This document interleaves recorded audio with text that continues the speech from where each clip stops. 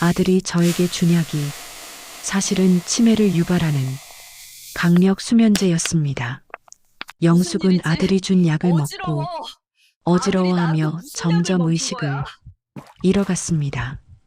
어, 아들과 그럼 며느리는 어머니 나를 명의로 된 강제 재산을 다 처분할 수 입원시키고 있어. 아파트 나의 11억에 재산을 예금 풀어주면 다 뺏어가려고 해서 계획 15억. 중이네요. 내가 점점 치매 그럼 증상을 보일 어머니 때 명의로 된 어머니가 곧 치매 아들 판정만 민수는 받으면 나의 이 돈은 이제 통장에서 다 내 마음대로 거야. 돈을 인출해 가고 있었습니다. 결국 아들 민수는 경찰 조사를 받으며 충격적인 이야기를 하게 되는데 어머니가 너무 오래 사셔서 제가 지금 어머니가 너무 이렇게 오래 사셔서 되었잖아요. 제가 이렇게 70세 되었잖아요. 노인의 재산을 노리고 강제로 약을 먹여 치매 노인을 만들려 했던 가슴 아픈 이야기. 지금부터 시작합니다. 구독과 좋아요는 더 많은 사연을 준비하는데 정말 큰 힘이 됩니다. 어머니, 약 드셔야죠. 아들 민수가 하얀 약통을 내 앞에 놓으며 웃었습니다. 따뜻한 물 한 잔과 함께요. 저는 그 약을 받아들고 아들의 얼굴을 바라봤습니다. 언제부턴가 제 손이 자주 떨렸어요. 약을 입에 넣으려는데 손이 미세하게 흔들렸고 민수가 제 손을 잡아주며 말했습니다. 어머니, 제가 도와드릴게요. 저는 고개를 끄덕이고 약을 삼켰습니다. 물이 목구멍을 타고 내려가는 느낌이 낯설었어요. 아니, 낯설다기보다는 무거웠습니다. 마치 제 몸이 제 것이 아닌 것처럼요. 고맙구나, 민수야. 당연한 걸요. 어머니 건강이 제일 중요하잖아요. 민수는 빈 약통을 챙겨 들고 부엌으로 갔습니다. 저는 소파에 앉아 거실을 둘러봤어요. 이곳은 민수와 며느리 수진이가 사는 아파트였습니다. 깔끔하고 현대적이었고 제가 30년 넘게 살았던 낡은 아파트와는 달랐어요. 여기로 이사 온 지 한 달이 지났습니다. 정말 잘한 결정이었을까? 문득 그런 생각이 들었지만 곧 고개를 저었어요. 민수가 얼마나 간곡하게 부탁했는데요. 어머니 혼자 계시면 걱정돼요. 저희랑 같이 사세요. 제가 모시고 싶어요라고요. 며느리 수진이도 어머님, 저희가 모시는 게 당연하죠라며 웃었습니다. 하지만 요즘 이상했어요. 약을 먹기 시작한 이후로요. 3개월 전으로 거슬러 올라가 봅니다. 남편 철수가 세상을 떠난 지 5년이 지났을 무렵이었어요. 저는 혼자 살고 있었고 가끔 외로웠지만 괜찮았습니다. 아침에 일어나면 커피를 내려 마시고 시장에 가서 장을 보고 저녁에는 TV를 보다가 잠들었어요. 단조로웠지만 평온한 일상이었습니다. 그러던 어느 날 민수가 찾아왔습니다. 어머니, 안색이 안 좋으세요. 괜찮아. 그냥 요즘 좀 피곤한 것 같아서. 병원 한번 가보셨어요? 아니, 뭐 그럴 정도는 아니야. 민수는 제 손을 잡고 진지하게 말했어요. 어머니, 이러시면 안 돼요. 건강검진이라도 받으세요. 제가 예약해 드릴게요. 저는 아들의 성화에 못 이겨 병원에 갔습니다. 여러 가지 검사를 받았고 결과는 대체로 양호했어요. 다만 의사 선생님이 한마디 덧붙였습니다. 혈압이 조금 높으시네요. 그리고 수면의 질이 좋지 않으신 것 같은데 스트레스 관리를 잘 하셔야 해요. 민수가 그 말을 듣고는 제 어깨를 감싸며 말했습니다. 어머니, 그러니까 저희랑 같이 사세요. 혼자 계시면 스트레스만 쌓이잖아요. 아니야, 나는 혼자가 편해. 어머니, 제발이요. 제가 어머니 걱정돼서 밤에 잠도 못 자요. 민수의 눈빛이 간절했습니다. 제 아들이 저를 이렇게나 걱정하고 있었다니요. 가슴 한쪽이 뭉클했어요. 결국 저는 고개를 끄덕였고 한 달 후 민수의 집으로 이사를 왔습니다. 처음 며칠은 정말 좋았어요.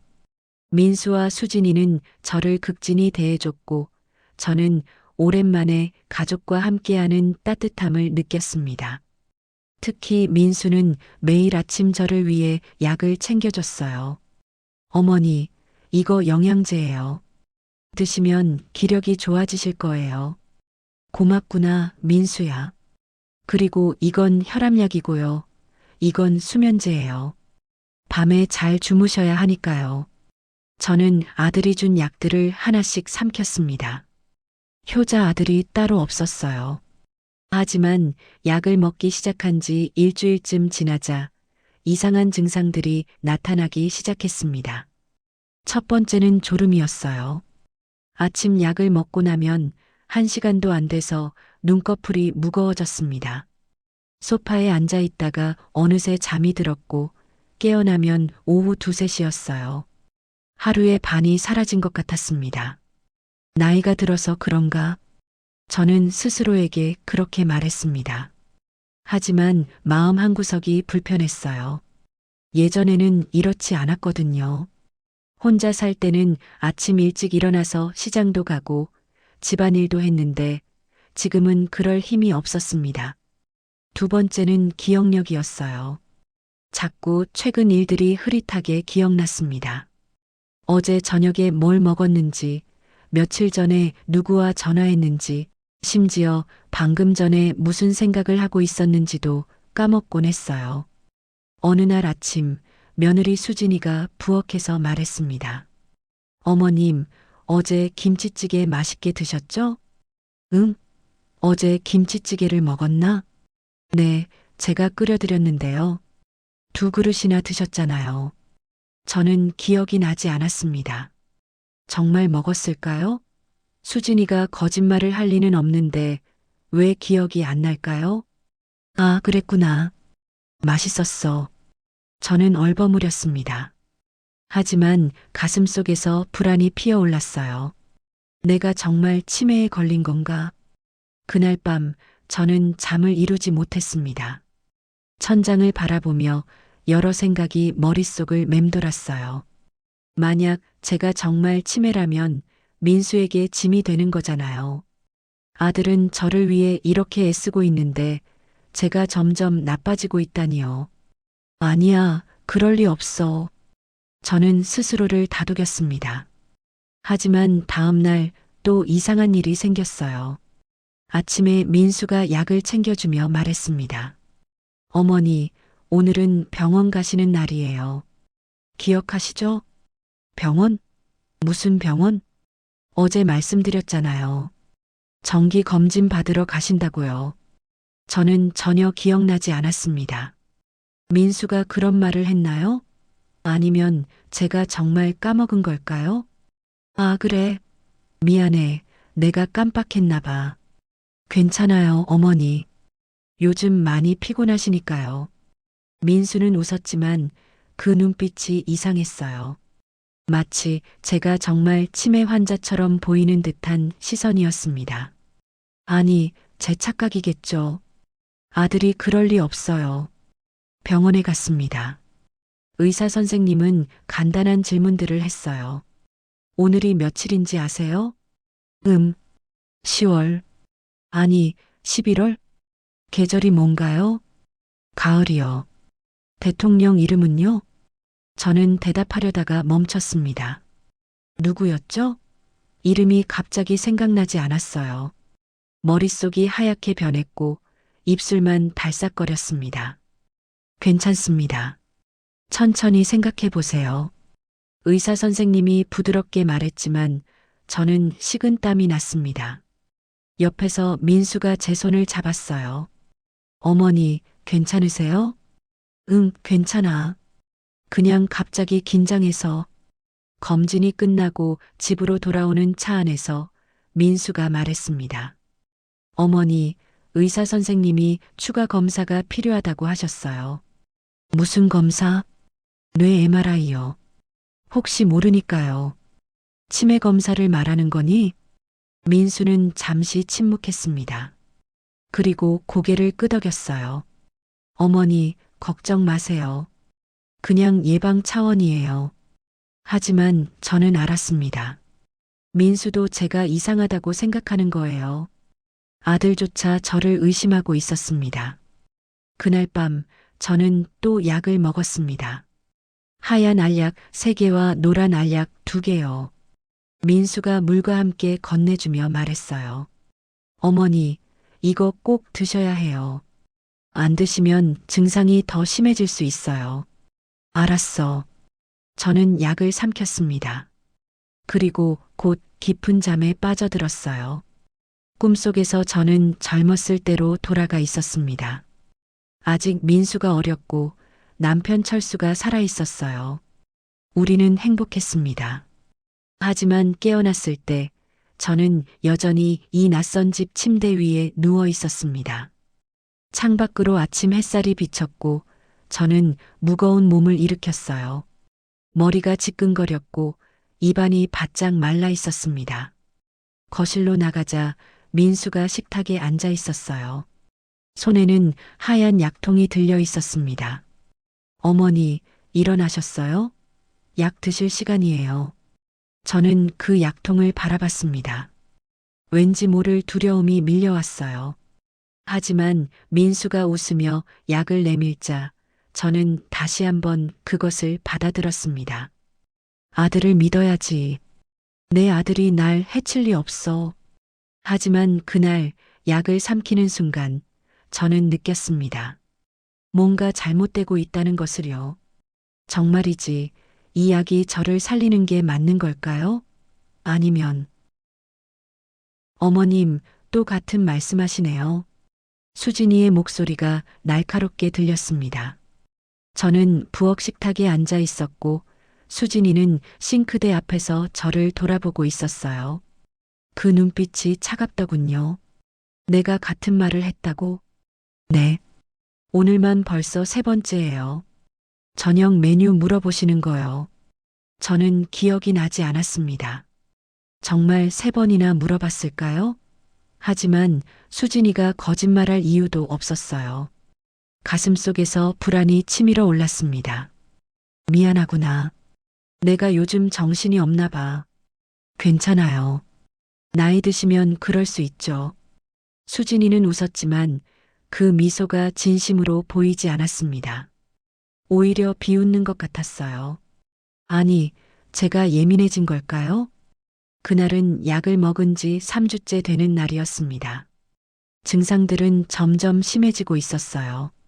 아침에 일어나면 어젯밤 일이 잘 기억나지 않았고 점심을 먹고 나면 아침에 뭘 했는지 흐릿했습니다. 마치 제 인생이 조각조각 흩어지는 것 같았어요. 더 무서운 건 제가 한 말과 행동을 까먹는다는 거였습니다. 수진이나 민수가 어머니, 아까 그 말씀하셨잖아요 라고 하면 저는 당황할 수밖에 없었어요. 정말 제가 그런 말을 했나요? 기억이 나지 않았습니다. 어느 날 오후였습니다. 저는 거실 소파에 앉아 TV를 보고 있었어요. 드라마가 나오고 있었는데 줄거리가 도통 이해되지 않았습니다. 주인공이 왜 우는지, 무슨 일이 벌어지고 있는지 아무것도 머릿속에 들어오지 않았어요. 내가 정말 이상해지고 있나? 그때 현관문이 열렸습니다. 민수가 퇴근해서 들어왔어요. 어머니, 저 왔어요. 응, 왔구나. 민수는 가방을 소파에 놓고 제 옆에 앉았습니다. 그리고 제 손을 잡으며 물었어요. 어머니, 오늘 MRI 검사 결과 나왔어요. MRI? 언제 찍었니? 민수의 표정이 굳어졌습니다. 눈빛이 흔들렸고 입술을 꾹 다물었어요. 어머니, 지난주에 병원 가셨잖아요. 뇌 MRI 찍으셨어요. 저는 기억이 나지 않았습니다. 정말 병원에 갔나요? 검사를 받았나요? 머릿속이 하얗게 변했어요. 아, 그랬구나. 그래서 결과가 어떻다는 거니? 의사 선생님이 추가 상담이 필요하대요. 내일 같이 가시죠. 내일? 나는 내일 약속이. 말을 하다가 멈췄습니다. 무슨 약속이었죠? 누구와 만나기로 했던가요? 기억이 나지 않았어요. 어머니, 약속 없으세요. 제가 수첩 다 확인했어요. 민수가 부드럽게 말했지만 그 눈빛이 이상했습니다. 마치 환자를 다루는 의사처럼 저를 조심스럽게 대하는 것 같았어요. 그날 밤 저는 잠들기 전에 거울 앞에 섰습니다. 제 얼굴을 들여다봤어요. 눈가에 주름이 깊게 패여 있었고 피부는 창백했습니다. 머리카락도 많이 빠진 것 같았어요. 이 사람이 정말 나일까? 거울 속 제 모습이 낯설게 느껴졌습니다. 언제부터 이렇게 늙어 보였을까요? 다음 날 아침 민수가 또 약을 챙겨줬습니다. 어머니, 약 드세요. 오늘 병원 가야 하니까 꼭 드셔야 해요. 저는 약을 받아들었습니다.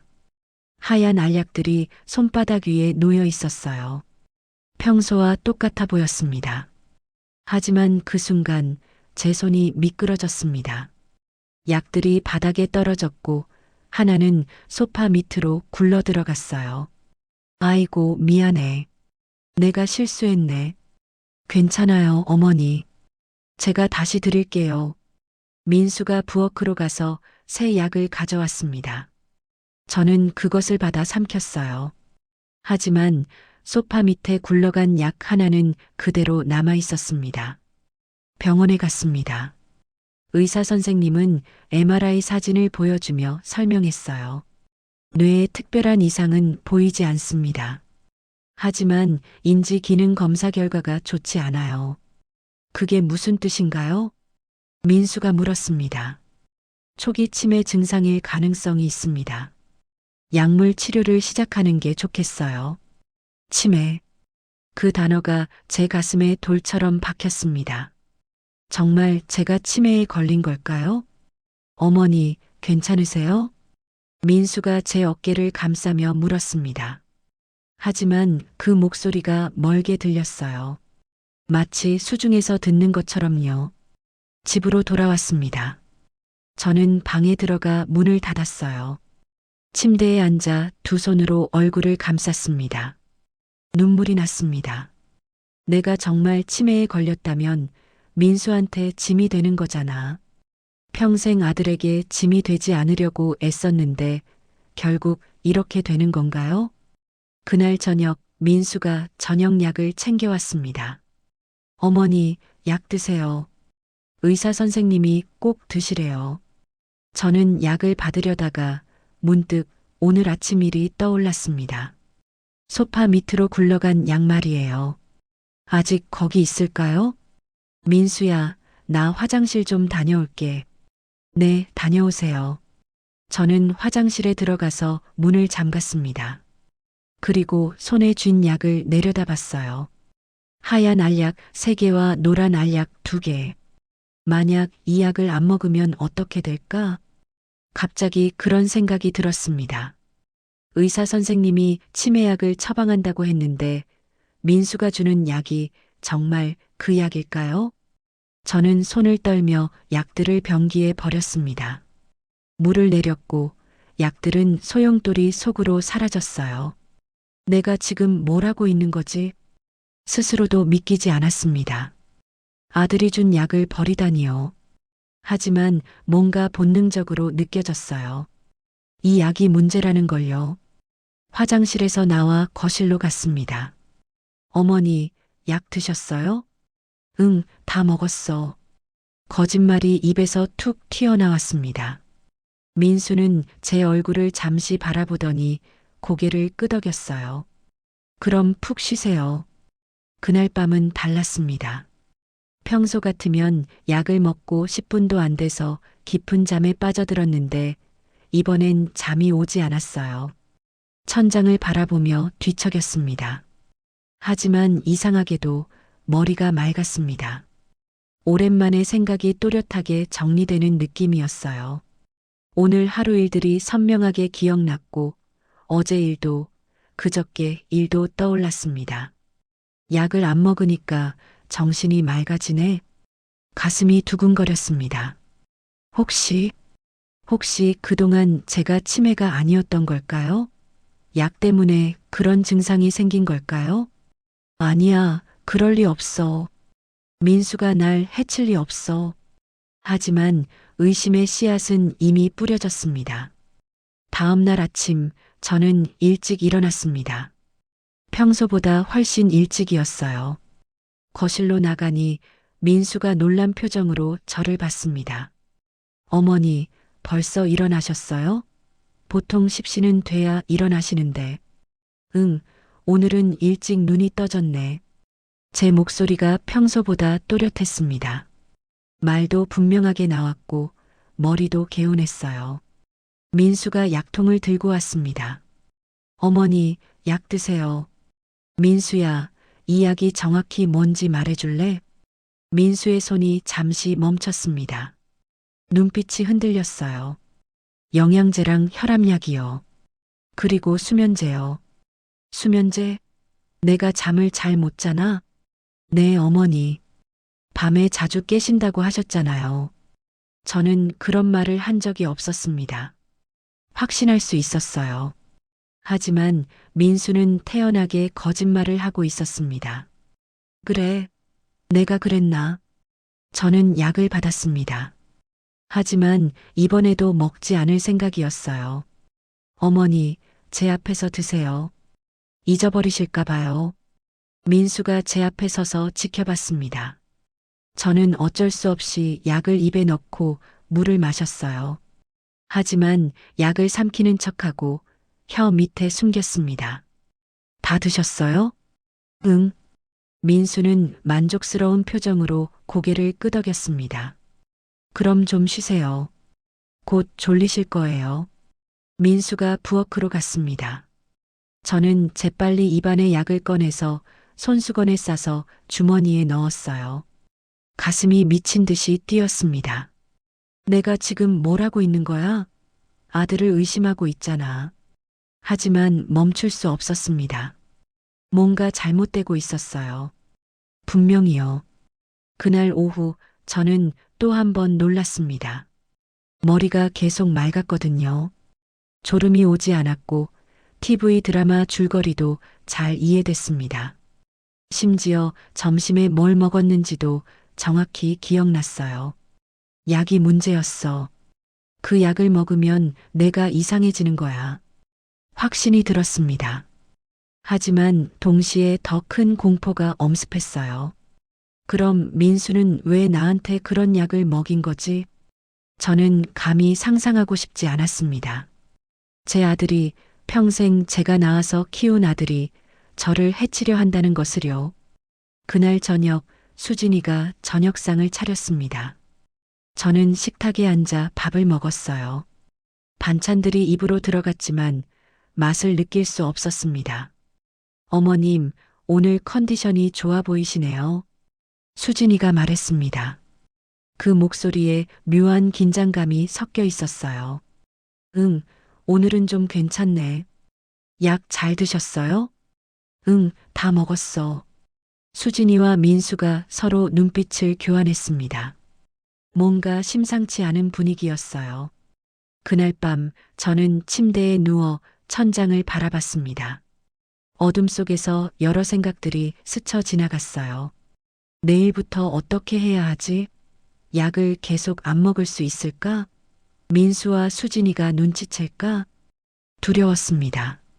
하지만 동시에 살아남고 싶었어요.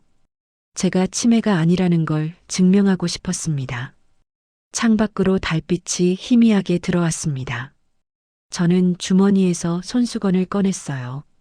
오늘 아침에 몰래 뱉은 약들이 들어 있었습니다. 내일 이 약을 누군가에게 보여줘야 했습니다. 하지만 누구에게요? 민수도 수진이도 믿을 수 없었습니다. 저는 정말로 혼자였습니다. 사흘이 지났습니다.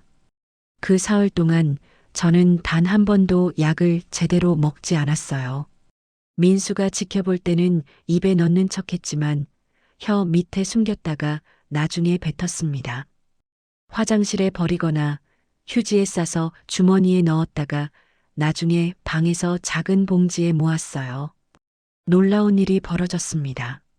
머리가 점점 맑아졌어요. 아침에 일어나면 전날 일들이 선명하게 기억났고 대화도 또렷하게 이어갈 수 있었습니다. 책을 읽어도 내용이 이해됐고 TV 드라마도 줄거리를 따라갈 수 있었어요. 내가 치매가 아니었어. 약 때문이었어. 확신이 들수록 두려움도 커졌습니다. 그렇다면 민수는 왜 저한테 그런 약을 먹인 걸까요? 제 아들이, 평생 제가 키운 아들이, 왜요?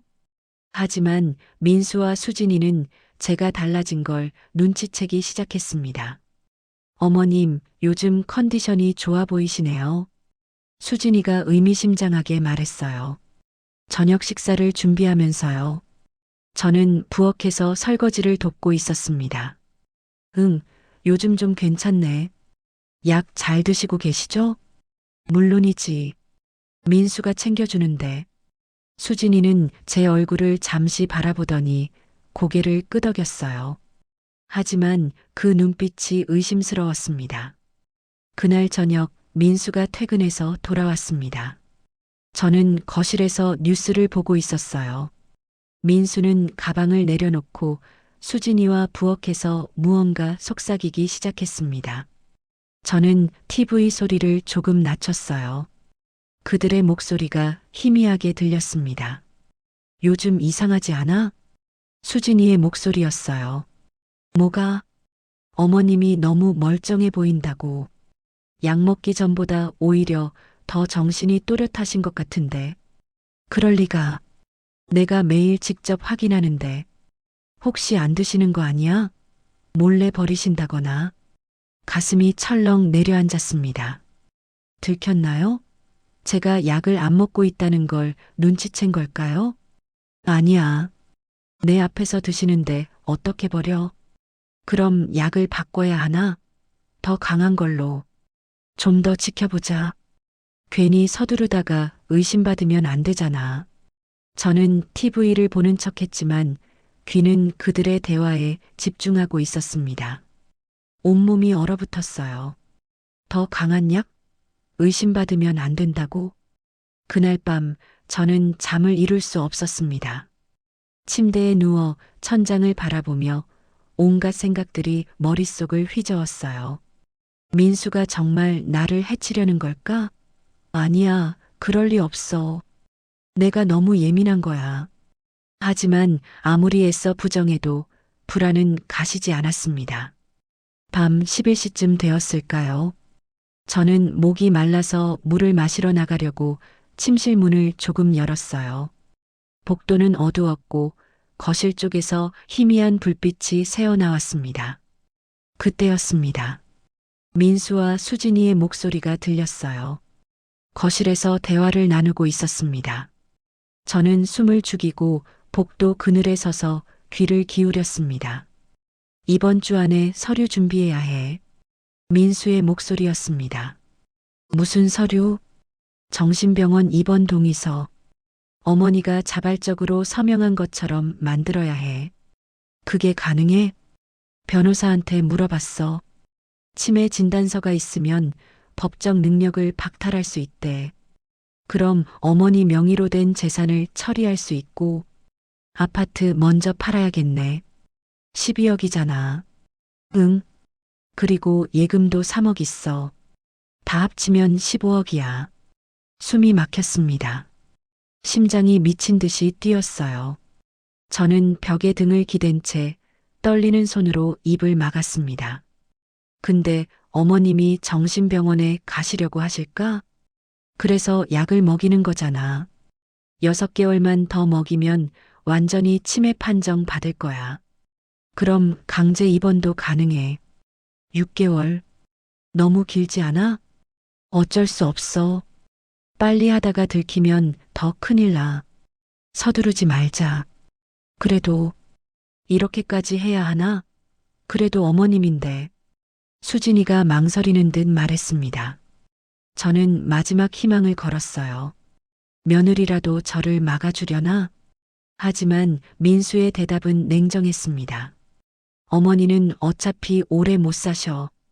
그 돈으로 우리가 빚도 갚고 새로 시작할 수 있다고. 당신도 알잖아. 우리가 얼마나 힘든지. 그렇긴 하지만.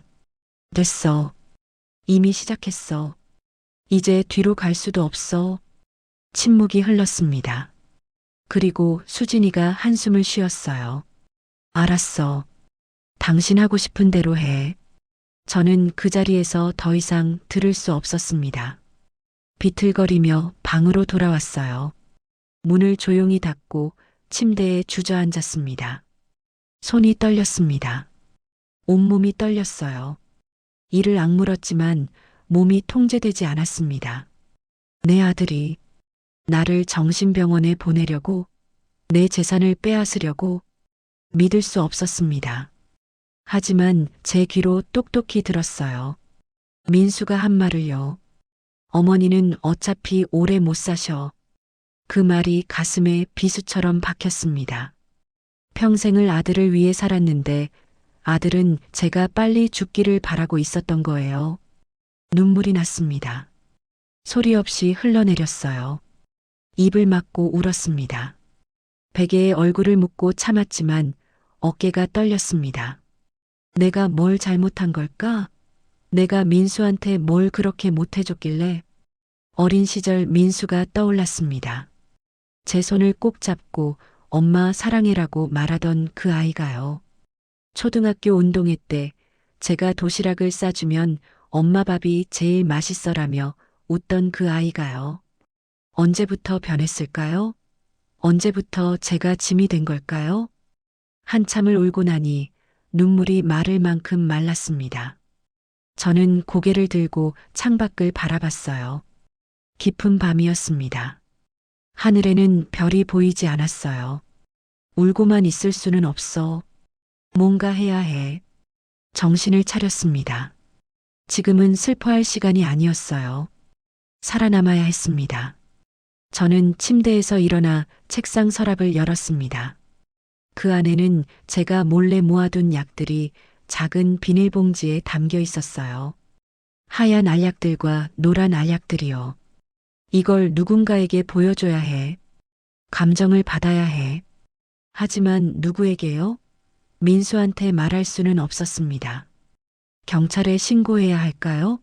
하지만 증거가 있을까요? 약이 정말 수면제라는 증거가요? 문득 이웃 할머니 김순자 씨가 떠올랐습니다. 같은 아파트 15층에 사는 분이에요.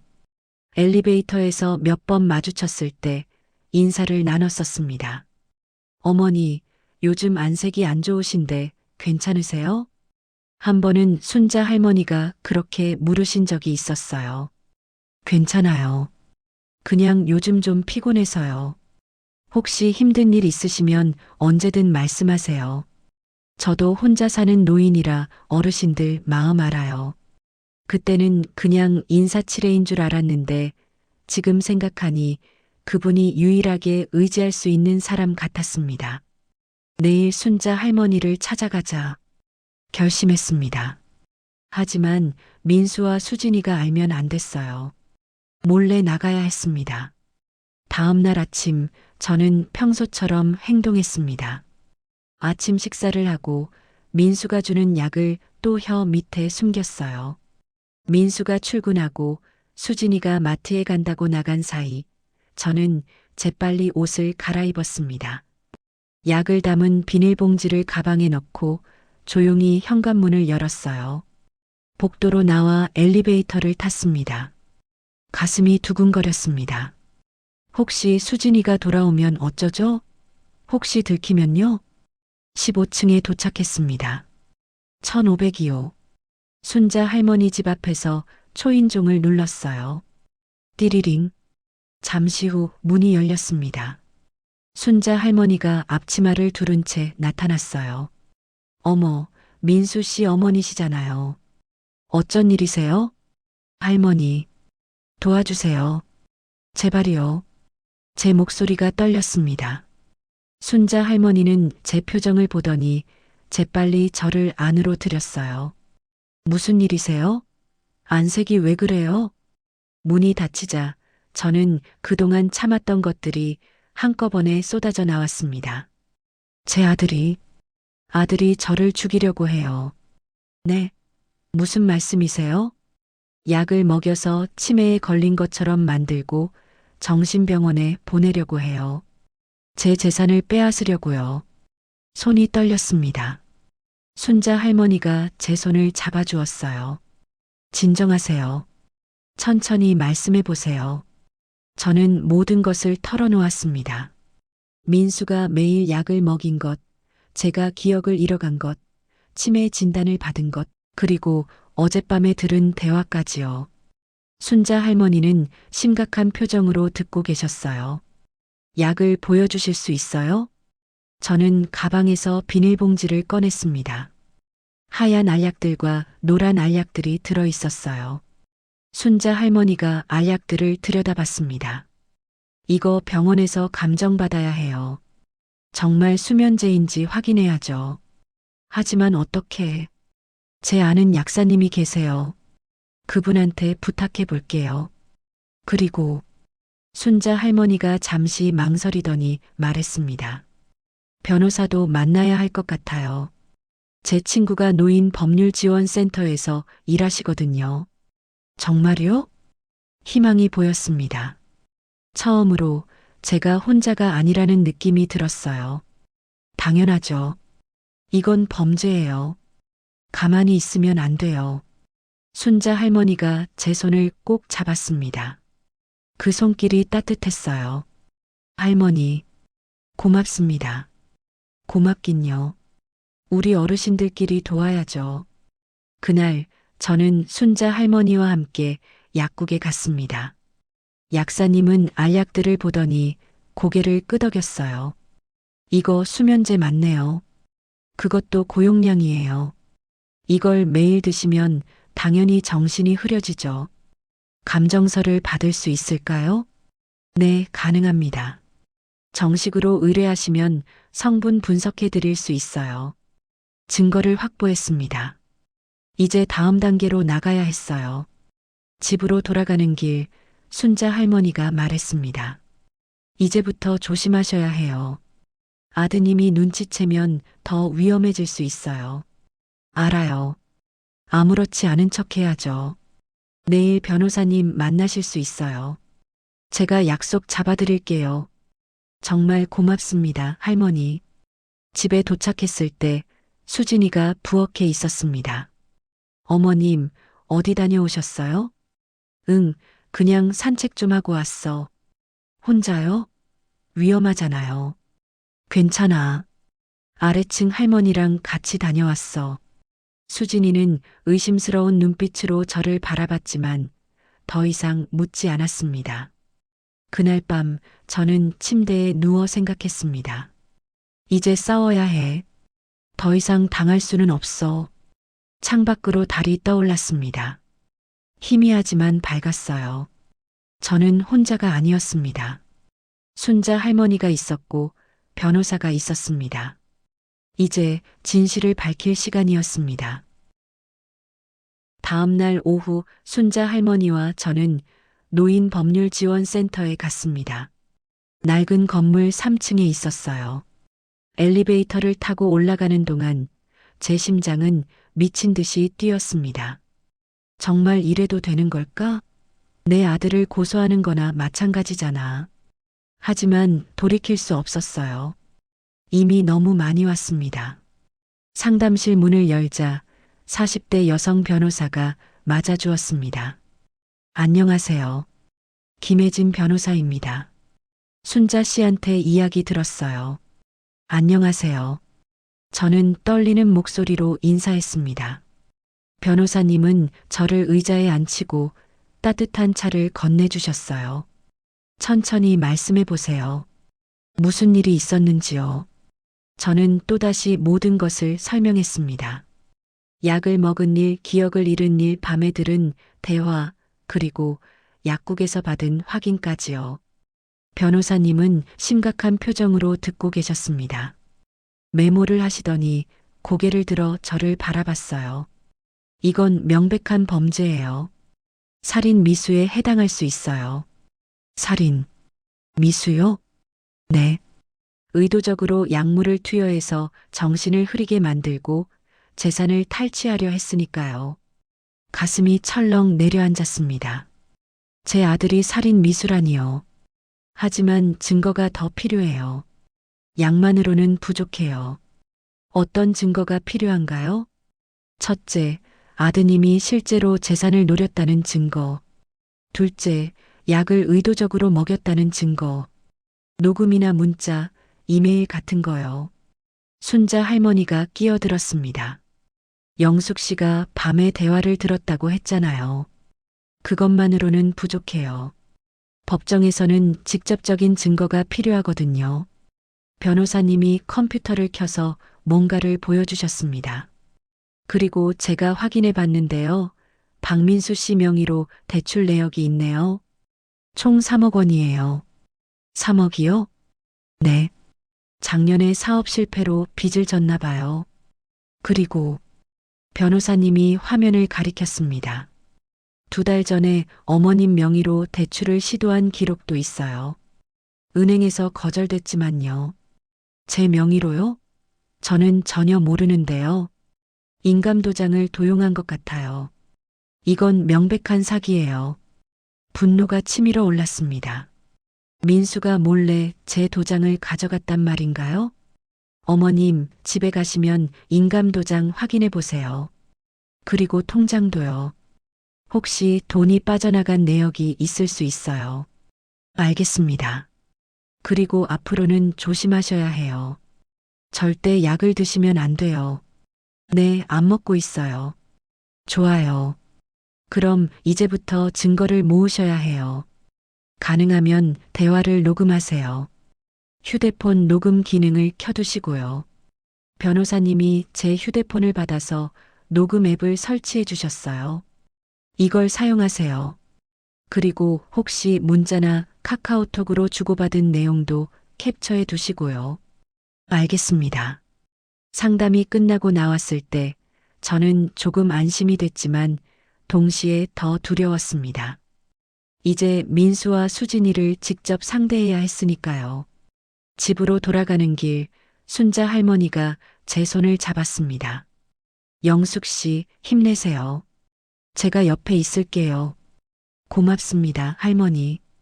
그리고 혹시 위험하면 언제든 저한테 오세요. 제 집문은 항상 열려 있어요. 눈물이 났습니다. 이 낯선 할머니가 제 아들보다 더 저를 챙겨주다니요. 집에 도착했을 때 수진이가 현관에서 저를 맞았습니다. 어머님, 어디 다녀오셨어요? 응, 그냥 산책 좀 하고 왔어. 오늘도 위층 할머니랑요? 응. 수진이의 눈빛이 날카로웠습니다. 뭔가 의심하고 있었어요. 요즘 그 할머니랑 자주 만나시네요.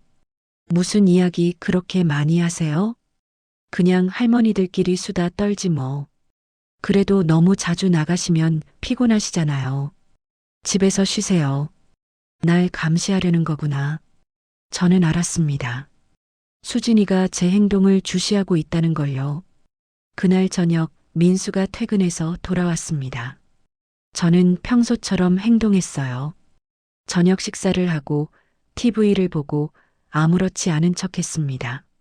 하지만 속으로는 계속 생각했어요. 어떻게 증거를 모을까? 어떻게 녹음을 할까? 밤 10시쯤 저는 방으로 들어갔습니다.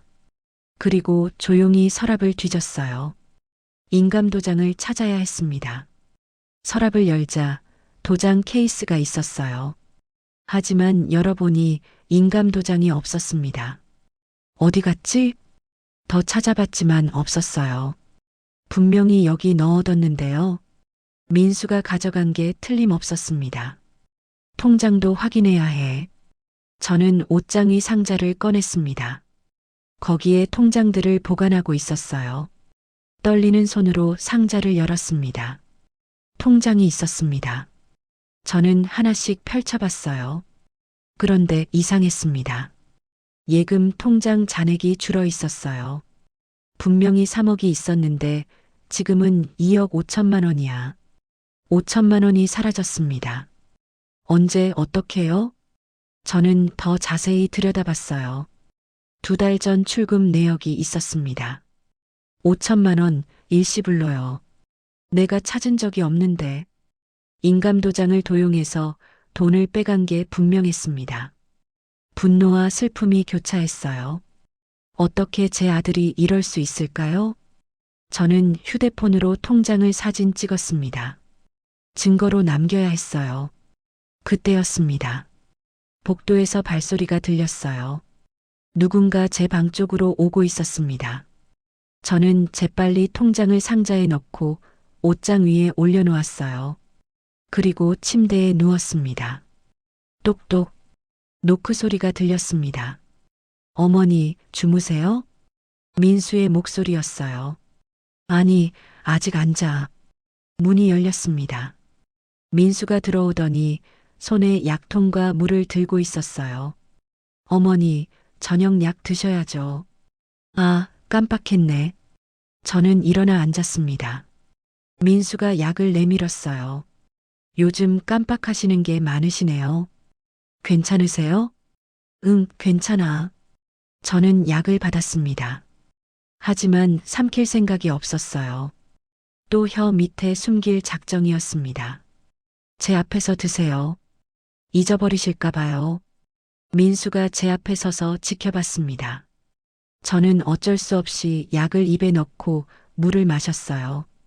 다 드셨어요? 응. 민수는 제 입을 쳐다봤습니다. 마치 정말 삼켰는지 확인하려는 듯이요. 입 벌려 보세요. 왜? 그냥요. 혹시 목에 걸렸을까 봐요.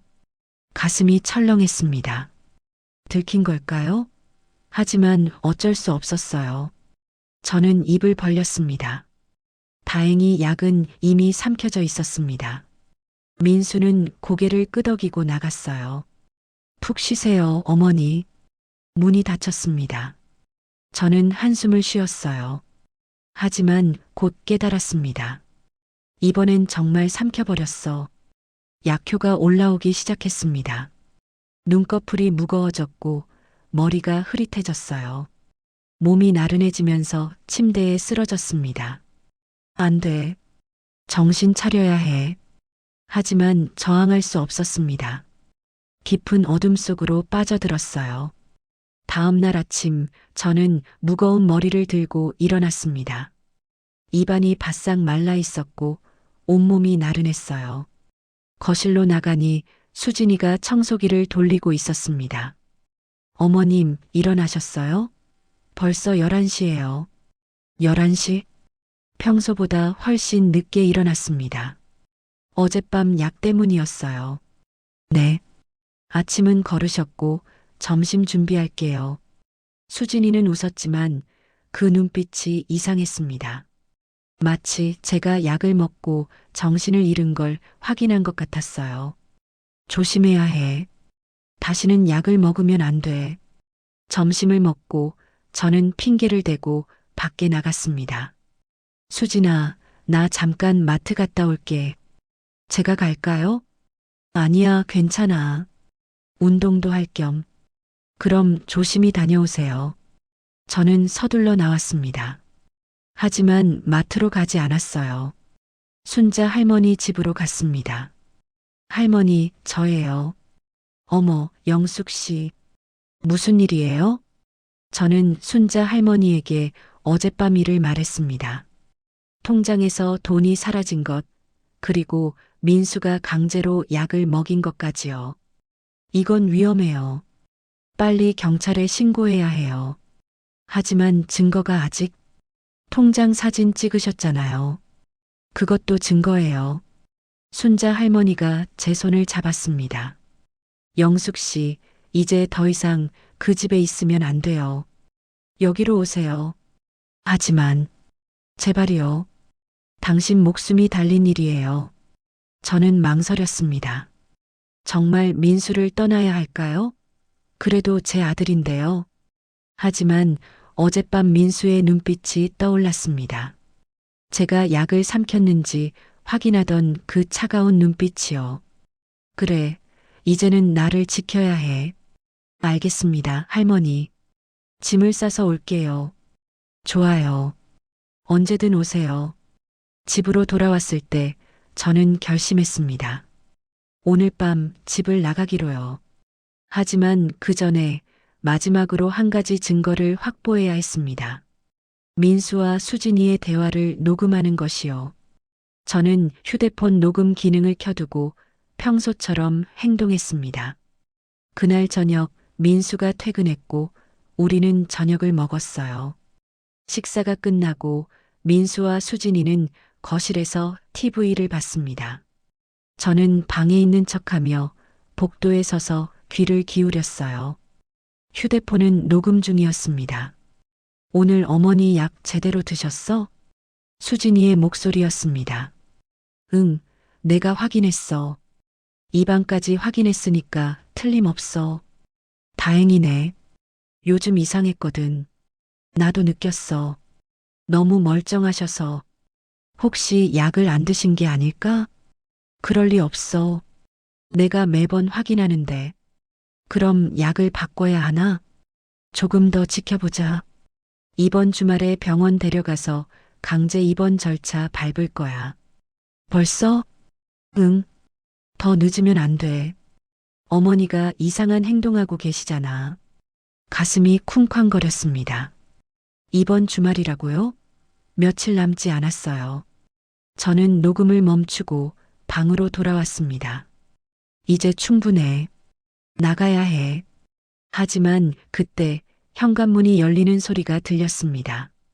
누군가 왔어요. 민수의 목소리가 들렸습니다. 형님, 오셨어요? 응, 민수야. 낯익은 목소리였습니다. 제 동생, 민수의 삼촌인 정우였어요. 정우가 왜 여기에? 저는 방문을 살짝 열고 밖을 봤습니다. 정우가 거실로 들어오고 있었어요. 누나 어디 계시니? 방에 계세요. 근데 형님은 무슨 일로? 누나한테 할 말이 있어서. 정우가 제 방 쪽으로 걸어왔습니다. 희망이 보였습니다. 정우라면 제 편이 되어줄지도 몰라요. 문이 열렸고 정우가 들어왔습니다. 누나, 정우야. 정우의 눈빛을 보는 순간 저는 알았습니다. 이 사람이 제가 찾던 희망일지도 모른다는 것을요. 정우는 문을 닫고 제 옆에 앉았습니다. 그의 얼굴에는 걱정이 가득했어요. 누나, 민수가 누나한테 뭘 하고 있는지 알아요. 가슴이 철렁 내려앉았습니다. 정우가 알고 있다고요?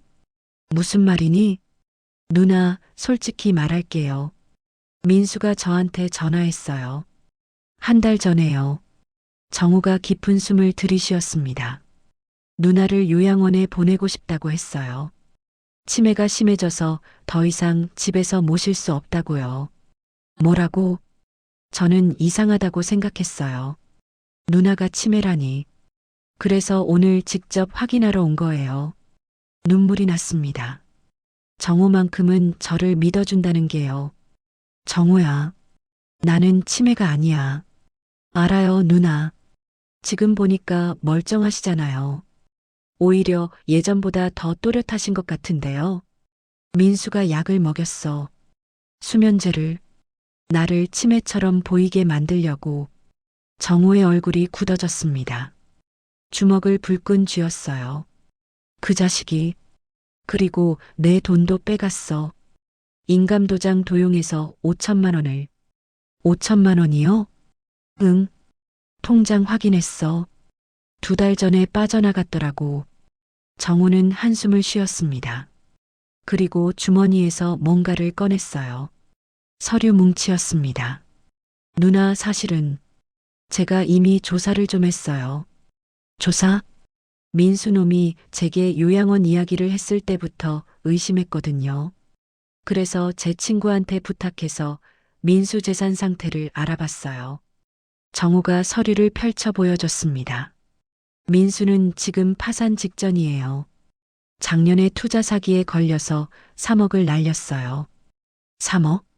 그리고 그 빚을 갚으려고 여기저기서 또 대출을 받았어요. 지금 총 빚이 3억 5천만 원이에요. 머리가 어지러웠습니다.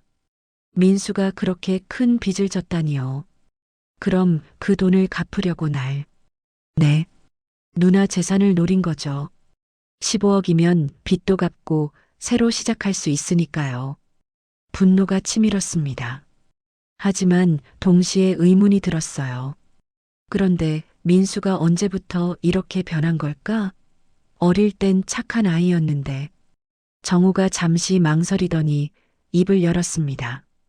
누나, 사실은 형부가 돌아가시기 전에 민수가 이상했어요. 철수가 돌아가시기 전 5년 전 일이 떠올랐습니다. 남편 철수가 췌장암 진단을 받고 6개월 만에 세상을 떠났던 그 시절이요. 형부가 병원에 입원해 계실 때 민수가 저한테 전화했었어요. 형부 재산이 얼마나 되냐고 물어보더라고요. 민수가? 네. 저는 그때 이상하다 싶었어요. 아버지가 돌아가시려는 마당에 재산 이야기를 먼저 꺼내다니 가슴이 아팠습니다. 그때 민수가 그랬다니요. 그리고 형부가 돌아가시기 일주일 전쯤이었나요? 민수가 누나한테 유언장 쓰라고 했다면서요? 순간 기억이 떠올랐습니다. 그날 병원 복도에서 민수가 제게 말했었어요. 어머니, 아버지가 유언장을 쓰고 싶어 하세요. 공증까지 받아야 해요. 유언장? 왜 갑자기? 만약을 대비해서요. 나중에 문제 생기면 복잡하잖아요. 저는 그때 아무 생각 없이 고개를 끄덕였습니다. 남편이 원한다면 그래야지요. 하지만 유언장 내용을 보고 깜짝 놀랐어요. 남편의 재산 15억을 저와 민수가 반반씩 나눠 갖는다는 내용이었습니다. 이게 뭐니? 아버지 재산은 당연히 어머니가 다 받는 거 아니야? 아니에요, 어머니. 아버지 뜻이 이렇대요. 어머니도 이미 충분히 재산이 있으시잖아요. 그러니까 반은 제게 물려주시겠다고요. 하지만 어머니, 아버지 마지막 소원이에요. 들어주세요. 저는 결국 서명했습니다. 남편의 유언이라는데 거부할 수 없었어요. 하지만 지금 생각해보니 그게 정말 남편의 뜻이었을까요? 정우야, 혹시 그 유언장이 제 생각엔 민수가 조작한 것 같아요.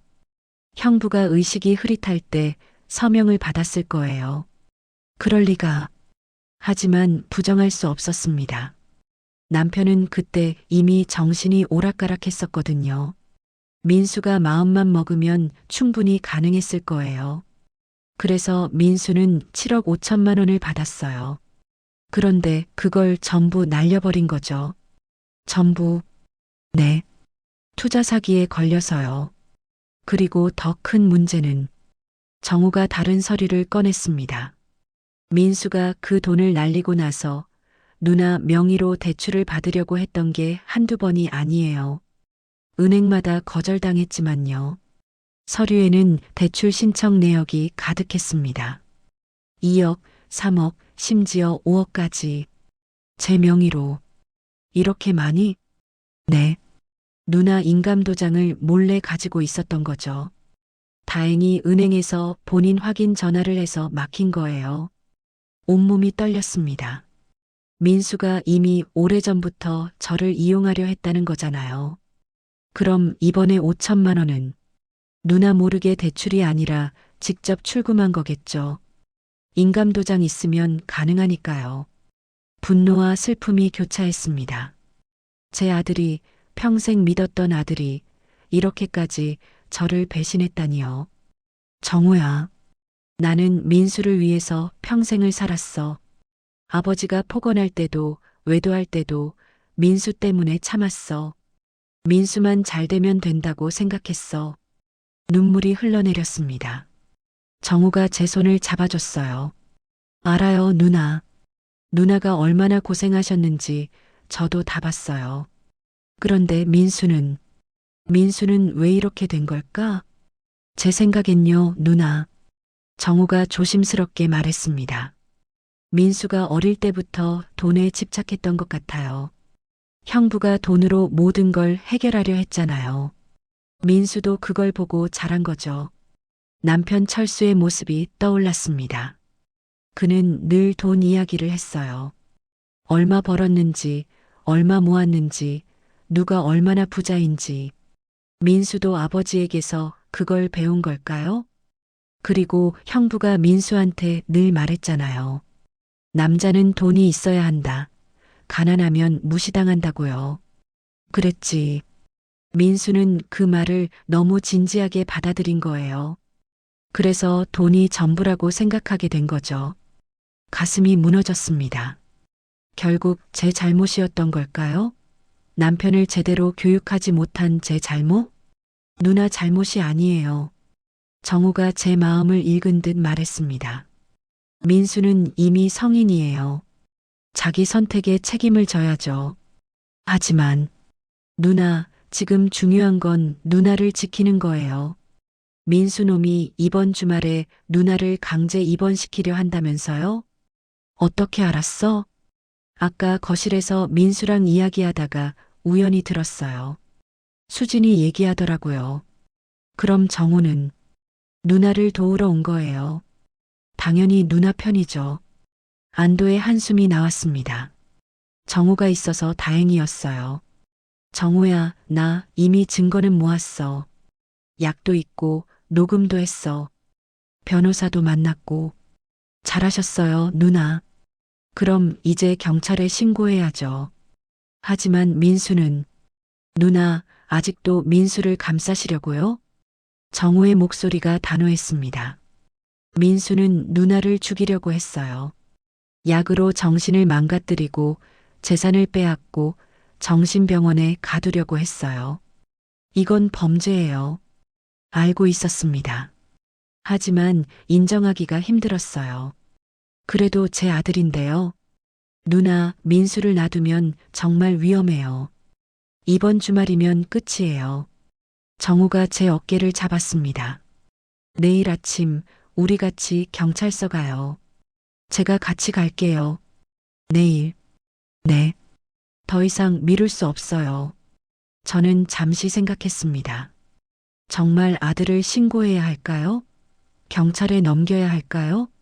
하지만 어젯밤 복도에서 들었던 민수의 말이 떠올랐습니다. 어머니는 어차피 오래 못 사셔. 그 말이 칼처럼 가슴을 찔렀어요. 제 아들이 제게 한 말이었습니다. 알았어, 정우야. 내일 가자. 경찰서에. 잘 결정하셨어요, 누나. 그때 방문 밖에서 소리가 들렸습니다. 누군가 복도를 걷고 있었어요. 정우가 재빨리 일어났습니다. 제가 나가볼게요. 누나는 여기 계세요. 정우가 문을 열고 나갔습니다.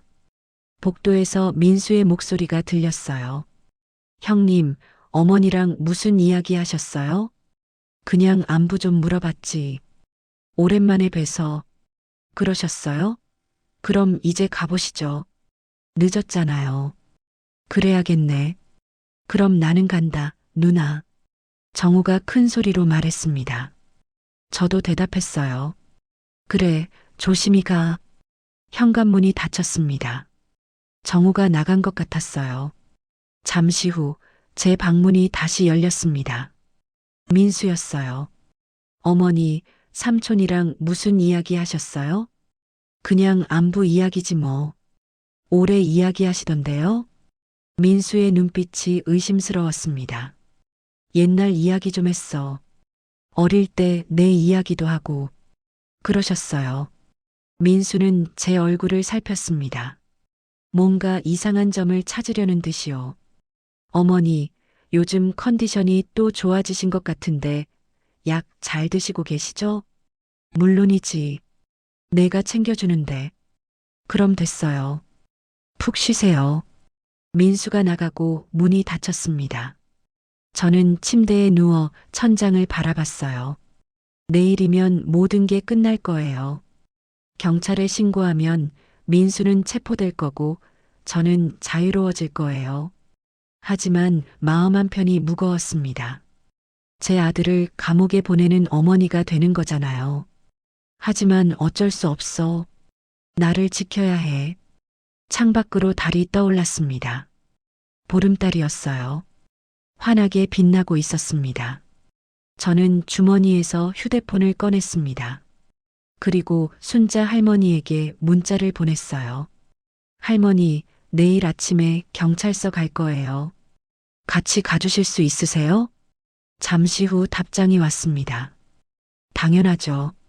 제가 모시고 갈게요. 힘내세요. 눈물이 났습니다.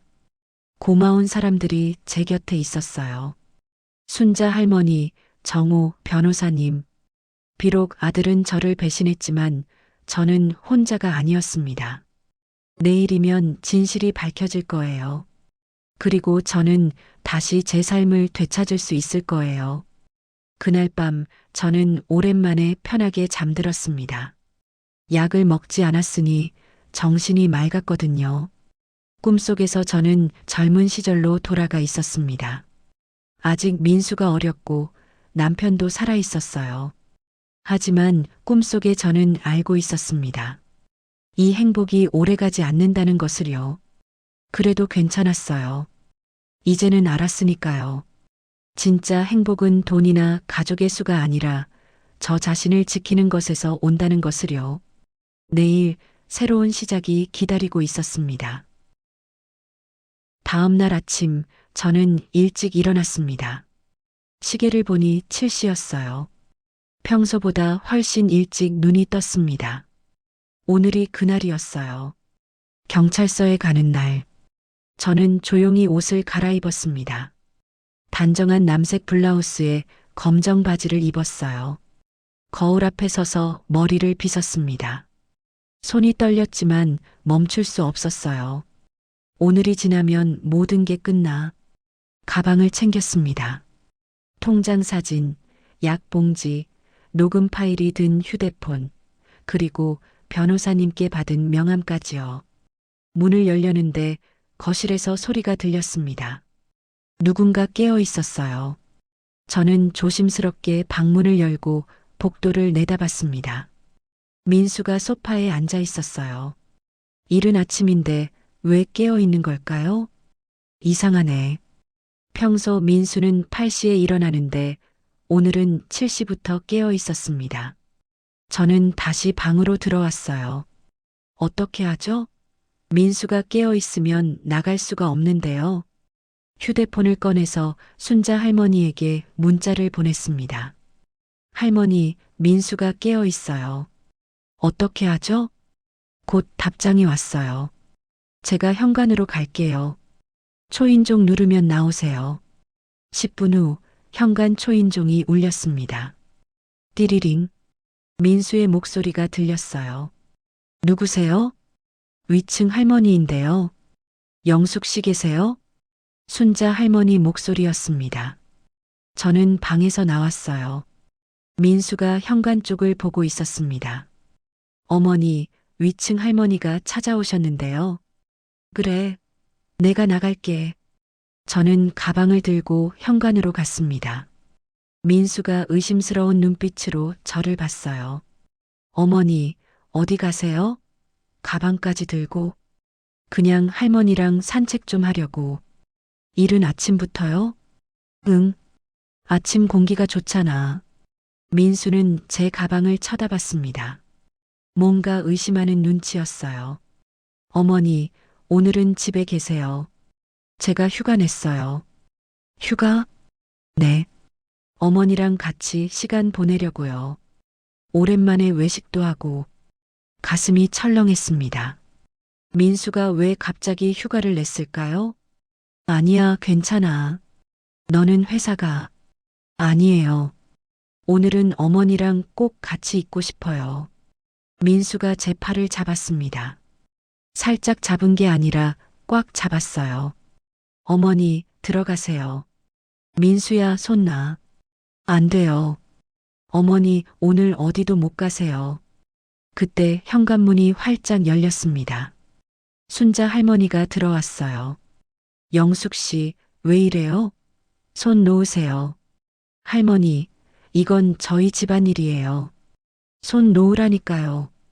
순자 할머니가 민수의 손을 떼어냈습니다. 저는 재빨리 현관 밖으로 나왔어요. 어머니, 어디 가시는 거예요?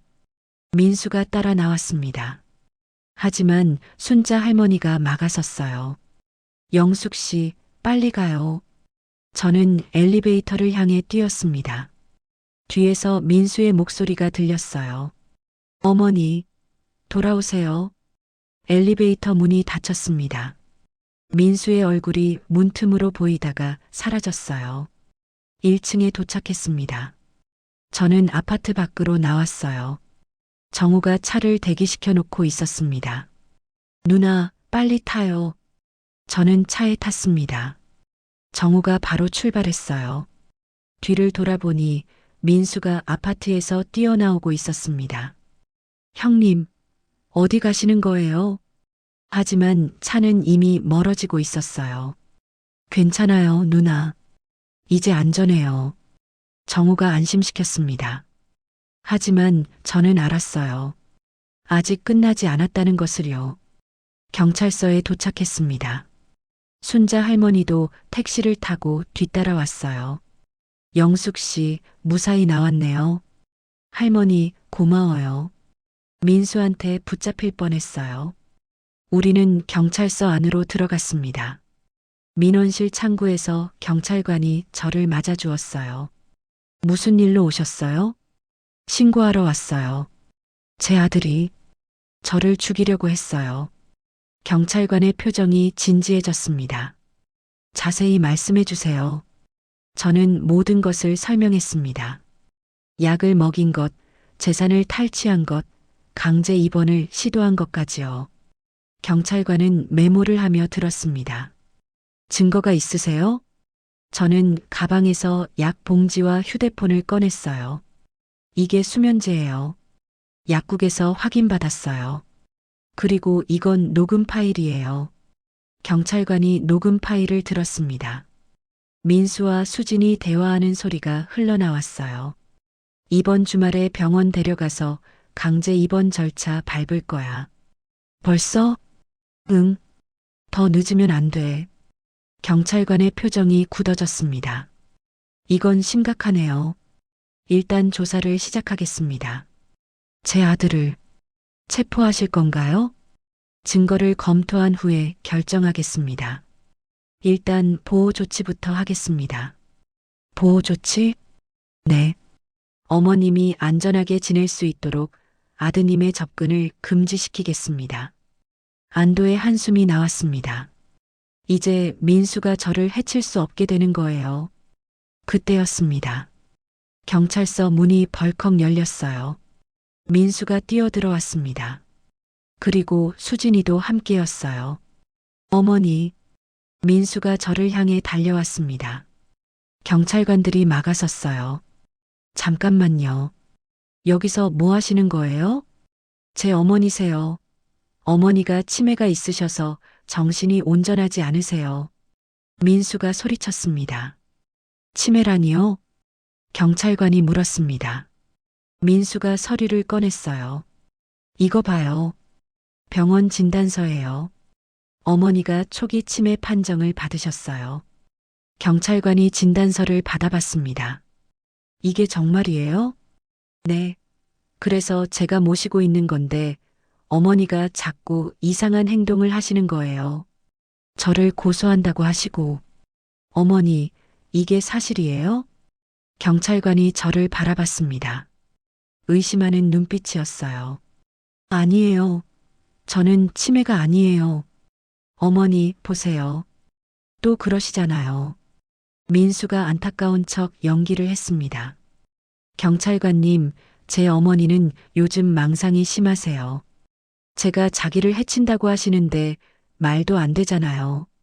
제가 왜 제 어머니를 해쳐요? 그럼 이 약은 뭐예요? 경찰관이 약 봉지를 들어 보였습니다. 그건 어머니 드시라고 병원에서 받은 약이에요. 수면제 맞아요. 어머니가 밤에 잠을 못 주무셔서요. 그리고 이 녹음은요? 무슨 녹음인데요? 경찰관이 녹음 파일을 틀었습니다. 민수의 얼굴이 창백해졌어요. 이번 주말에 병원 데려가서 강제 입원 절차 밟을 거야. 이건 민수가 말을 더듬었습니다. 이건 어머니가 치매 때문에 위험하시니까 전문 병원에서 치료받으시라는 거예요. 강제 입원이 아니라 치료예요. 거짓말이에요.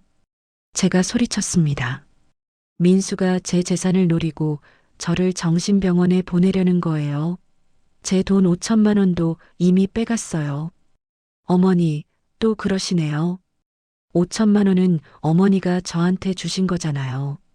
언제 내가 줬어? 작년에요. 제 사업 자금으로 쓰라고 하시면서요. 민수는 태연하게 거짓말을 했습니다. 경찰관이 난처한 표정을 지었어요. 이거 누구 말이 맞는지 판단하기 어렵네요. 제가 증명할 수 있어요. 정우가 나섰습니다. 저는 이분의 남동생입니다. 그리고 민수의 삼촌이고요. 네. 민수는 지금 3억 5천만 원의 빚이 있어요. 그걸 갚으려고 어머니 재산을 노린 거예요. 제가 조사한 자료가 있어요. 정우가 서류를 내밀었습니다. 경찰관이 서류를 보더니 민수를 쳐다봤어요. 이게 사실이에요? 그건 민수가 말문이 막혔습니다. 그때 수진이 나섰어요. 경찰관님, 빚이 있는 게 범죄는 아니잖아요. 그리고 어머님이 아들 빚 갚으라고 돈 주시는 게 이상한 일인가요? 하지만 이 녹음 파일은 어머님이 치매가 있으시니까 말을 잘못 이해하신 거예요. 저희는 정말 어머님을 위해서 병원 치료를 권한 거예요. 수진이 영리하게 변명했습니다. 경찰관은 고민하는 표정이었어요. 누구 말을 믿어야 할지 모르는 것 같았습니다. 일단 정밀 조사가 필요하겠네요. 경찰관님, 제가 다급하게 말했습니다. 저는 정말 치매가 아니에요. 제가 무슨 말을 하는지 다 알아요. 민수가 저한테 약을 먹여서 정신을 흐리게 만든 거예요. 어머니, 진정하세요. 민수가 저에게 다가왔습니다. 우리 집에 가요. 제가 모실게요. 싫어. 난 안 가. 저는 뒤로 물러났습니다. 순자 할머니와 정우가 저를 지켜줬어요. 민수 씨, 일단 물러서세요. 경찰관이 말했습니다. 저희가 조사해보고 연락드리겠습니다. 하지만 어머니는 제가 모셔야죠. 치매 환자를 혼자 두면 위험하잖아요. 어머님은 지금 보호 조치 중입니다. 아드님은 일단 돌아가세요. 말도 안 돼요. 제 어머니인데. 민수가 흥분했습니다. 수진이 민수의 팔을 잡았어요. 여보, 일단 나가요. 변호사랑 상담하고 다시 오자. 하지만 나가요. 수진이 민수를 끌고 나갔습니다. 문이 닫히기 전에 민수가 저를 돌아봤어요. 그 눈빛이 무서웠습니다. 분노와 증오가 가득했어요. 문이 닫혔습니다. 저는 그 자리에 주저앉았어요. 다리에 힘이 풀렸습니다. 누나, 괜찮아요? 정우가 저를 부축했습니다. 응, 괜찮아. 하지만 괜찮지 않았어요. 민수의 그 눈빛이 계속 떠올랐습니다. 경찰관이 말했습니다. 어머님, 일단 안전한 곳에서 지내셔야겠어요. 집에 돌아가시면 위험할 수 있어요. 그럼 어디로 가야 하죠? 저희 집으로 오세요. 순자 할머니가 말했습니다. 당분간 저희 집에서 지내세요. 제가 지켜드릴게요. 할머니, 눈물이 났습니다. 고맙습니다. 우리는 경찰서를 나왔습니다. 밖에는 햇살이 따갑게 내리쬐고 있었어요. 저는 하늘을 올려다봤습니다. 구름 한 점 없이 맑았어요. 이제 시작이구나. 진짜 싸움은 지금부터였습니다. 민수는 포기하지 않을 거예요. 변호사를 구하고 제가 정말 치매라고 주장할 겁니다. 하지만 저도 포기하지 않을 거예요. 정우와 순자 할머니 그리고 변호사님이 제 편이었습니다. 저는 혼자가 아니었어요. 정우의 차를 타고 순자 할머니 집으로 가는 길, 저는 창밖을 바라봤습니다. 거리는 평화로웠어요. 사람들이 걷고 차들이 지나가고 아이들이 웃고 있었습니다. 평범한 일상이었어요. 하지만 제 일상은 이미 평범하지 않았습니다. 제 아들이 저를 죽이려 했고 저는 그 아들을 고소했습니다. 내가 정말 옳은 일을 한 걸까? 문득 의심이 들었습니다. 하지만 곧 고개를 저었어요. 아니야. 나를 지키는 게 우선이야. 순자 할머니 집에 도착했습니다.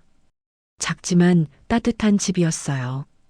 영숙 씨, 여기가 제 집이에요. 편하게 쉬세요. 고맙습니다, 할머니. 저는 그날 순자 할머니 집 작은 방에서 잠을 잤습니다. 낯선 침대였지만 이상하게 편안했어요. 아마도 안전하다는 느낌 때문이었을 거예요. 민수가 여기까지는 올 수 없었으니까요. 창밖으로 저녁 노을이 붉게 물들고 있었습니다. 내일은 어떻게 될까요? 민수가 정말 포기할까요? 아니면 끝까지 싸울까요? 저는 알 수 없었습니다. 하지만 한 가지는 확실했어요. 저는 이제 더 이상 무서워하지 않을 거라는 것, 살아남을 거라는 것, 그리고 제 존엄을 지킬 거라는 것이었습니다. 일주일이 지났습니다. 그 일주일 동안 저는 순자 할머니 집에서 지냈어요. 작은 방이었지만 평온했습니다. 하지만 밖에서는 폭풍이 몰아치고 있었어요. 변호사 김혜진 님이 전화를 했습니다. 어머님, 좋은 소식이 있어요. 약 감정 결과가 나왔어요. 정말요? 네. 고용량 수면제가 맞아요. 그것도 일반적인 처방량의 3배예요. 매일 이걸 드시면 당연히 정신이 흐려지죠. 가슴이 두근거렸습니다. 드디어 증거가 확보된 거예요. 그리고 통장 거래 내역도 확인했어요. 민수 씨가 어머님 인감을 도용해서 5천만 원을 인출한 게 명백해요. 그럼 이제, 네. 경찰에서 민수 씨를 소환할 거예요. 빠르면 오늘 중으로요. 전화를 끊었습니다. 저는 창밖을 바라봤어요. 하늘이 맑았습니다. 드디어 끝나는구나. 그날 오후 정호에게서 전화가 왔습니다. 누나, 민수가 경찰서에 소환됐어요. 정말? 네. 지금 조사받고 있대요. 누나도 와야 할 것 같은데요. 알았어. 지금 갈게. 저는 순자 할머니와 함께 경찰서로 갔습니다. 가슴이 두근거렸어요. 떨렸지만 동시에 후련했습니다. 경찰서에 도착하니 민수가 조사실에 앉아 있었어요. 창문 너머로 보였습니다. 민수의 얼굴은 창백했어요. 손은 책상 위에 놓여 있었고 경찰관이 앞에 앉아 질문하고 있었습니다. 박민수 씨, 이 약을 어머님께 먹이신 게 맞습니까? 네. 하지만 그건 병원에서 처방받은 거예요. 어느 병원입니까? 그게 민수가 말을 흐렸습니다. 처방전을 보여주실 수 있습니까? 지금은 없는데요. 그럼 어떻게 구하셨습니까? 침묵이 흘렀습니다. 경찰관이 서류를 넘기며 말했어요. 민수 씨, 이 약은 일반 의약품이 아니에요. 전문 의약품이고 처방전 없이 구할 수 없어요. 어떻게 구하신 겁니까? 지인한테 부탁했어요. 지인이 누구죠? 이름은 모르는데. 이름도 모르는 지인한테 약을 구했다고요? 민수는 대답하지 못했습니다. 경찰관이 다른 서류를 꺼냈어요. 그리고 이건 통장 거래 내역입니다. 2달 전에 5천만 원이 인출됐는데 어머님은 전혀 모르신다고 하셨어요. 그건 어머니가 저한테 주신 거예요. 증거가 있습니까? 말로 하셨어요. 말로요? 그럼 증인이 있습니까? 아내가 있었어요. 아내분 말고 다른 증인은요? 없어요. 경찰관이 한숨을 쉬었습니다. 민수 씨, 지금 상황이 안 좋아요. 어머님은 명백한 증거를 가지고 계세요. 약, 녹음, 통장 내역 모두요. 민수의 얼굴이 더 창백해졌어요. 저는 저는 어머니를 해치려던 게 아니에요. 그럼 뭐 하시려던 거죠? 그냥 어머니가 너무 힘들어 하셔서 편하게 쉬시라고 고용량 수면제를 매일 먹여서요. 민수는 고개를 숙였습니다. 저는 그 모습을 보며 복잡한 감정이 들었어요. 제 아들이 저렇게 무너지는 모습을요. 하지만 동정하지 않았습니다. 민수가 저한테 한 짓을 생각하면 당연한 결과였으니까요. 조사가 끝나고 경찰관이 저를 불렀습니다. 어머님, 아드님과 대면하시겠어요? 네.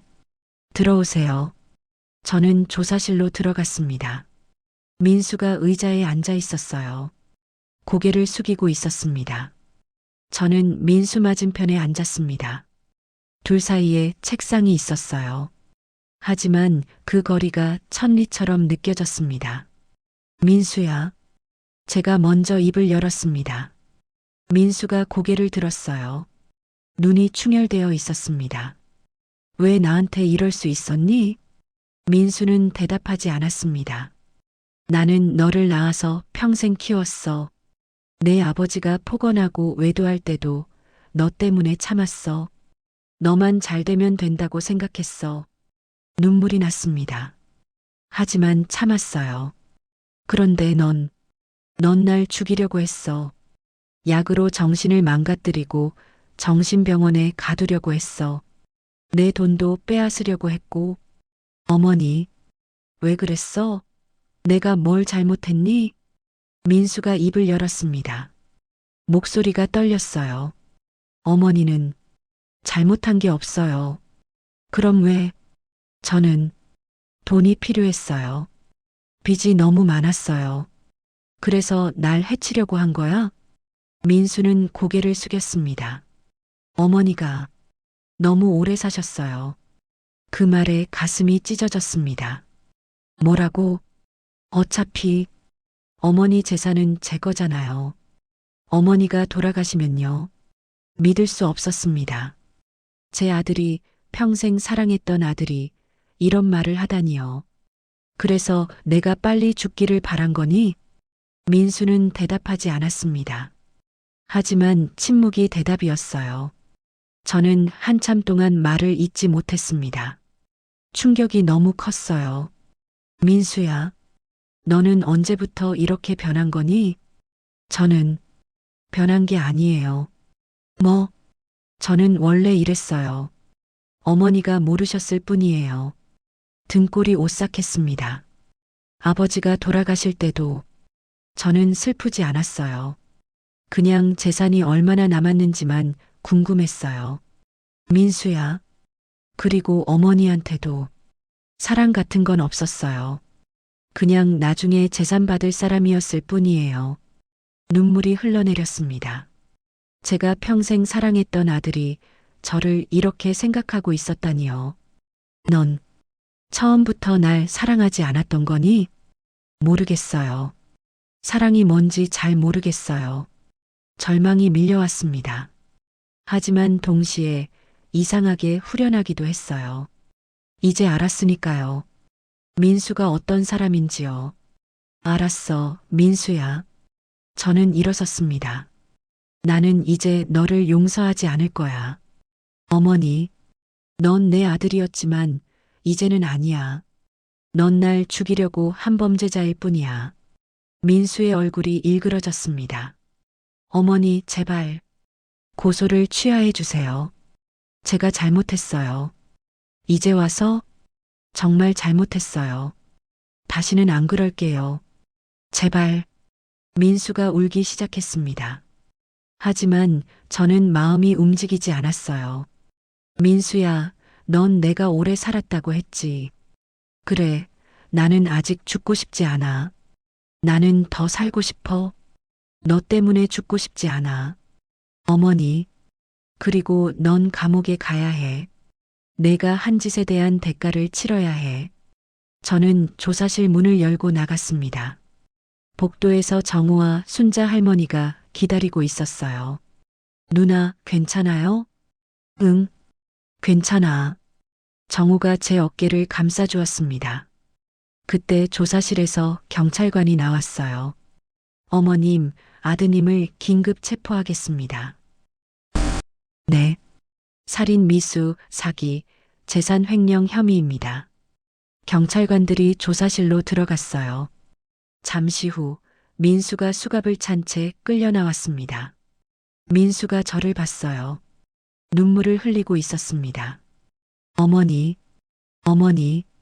하지만 저는 돌아보지 않았습니다. 민수는 경찰차에 실려갔어요. 사이렌 소리가 울렸습니다. 저는 그 모습을 지켜봤습니다. 가슴이 아팠지만 후회하지 않았어요. 이게 맞는 거야. 경찰서를 나서는데 수진이가 달려왔습니다. 어머니, 어떻게 이러실 수 있어요? 수진아, 남편을 감옥에 보내시게요? 정말 그러실 거예요? 수진이의 얼굴은 분노로 일그러져 있었습니다. 수진아, 민수는 날 죽이려고 했어. 거짓말이에요. 남편은 그럴 사람이 아니에요. 넌 알고 있었잖아. 민수가 나한테 뭘 했는지. 수진이가 말을 멈췄습니다. 넌 공범이야, 수진아. 너도 경찰 조사받게 될 거야. 저는 남편이 시키는 대로 했을 뿐이에요. 그게 변명이 되니? 수진이는 울기 시작했습니다. 어머니, 제발. 우리 인생이 끝나요. 제발 고소를 취하해 주세요. 안 돼. 저는 단호하게 말했습니다. 너희가 내 인생을 끝내려고 했을 때는 생각하지 않았잖아. 수진이가 주저앉았습니다. 울부짖었어요. 하지만 저는 돌아보지 않고 걸었습니다. 정우가 제 옆에서 걸었어요. 순자 할머니도 함께였습니다. 누나 잘하셨어요. 응, 이제 끝났어요. 누나는 자유예요. 자유. 그 단어가 가슴에 와닿았습니다. 저는 정말 자유로워진 거예요. 민수의 그림자에서, 두려움에서, 억압에서요. 하늘을 올려다봤습니다. 구름이 천천히 흘러가고 있었어요. 바람이 불었습니다. 시원했어요. 저는 깊은 숨을 들이쉬었습니다. 오랜만에 제대로 숨 쉬는 것 같았어요. 이제 새로 시작이야. 그날 저녁 순자 할머니 집으로 돌아왔습니다.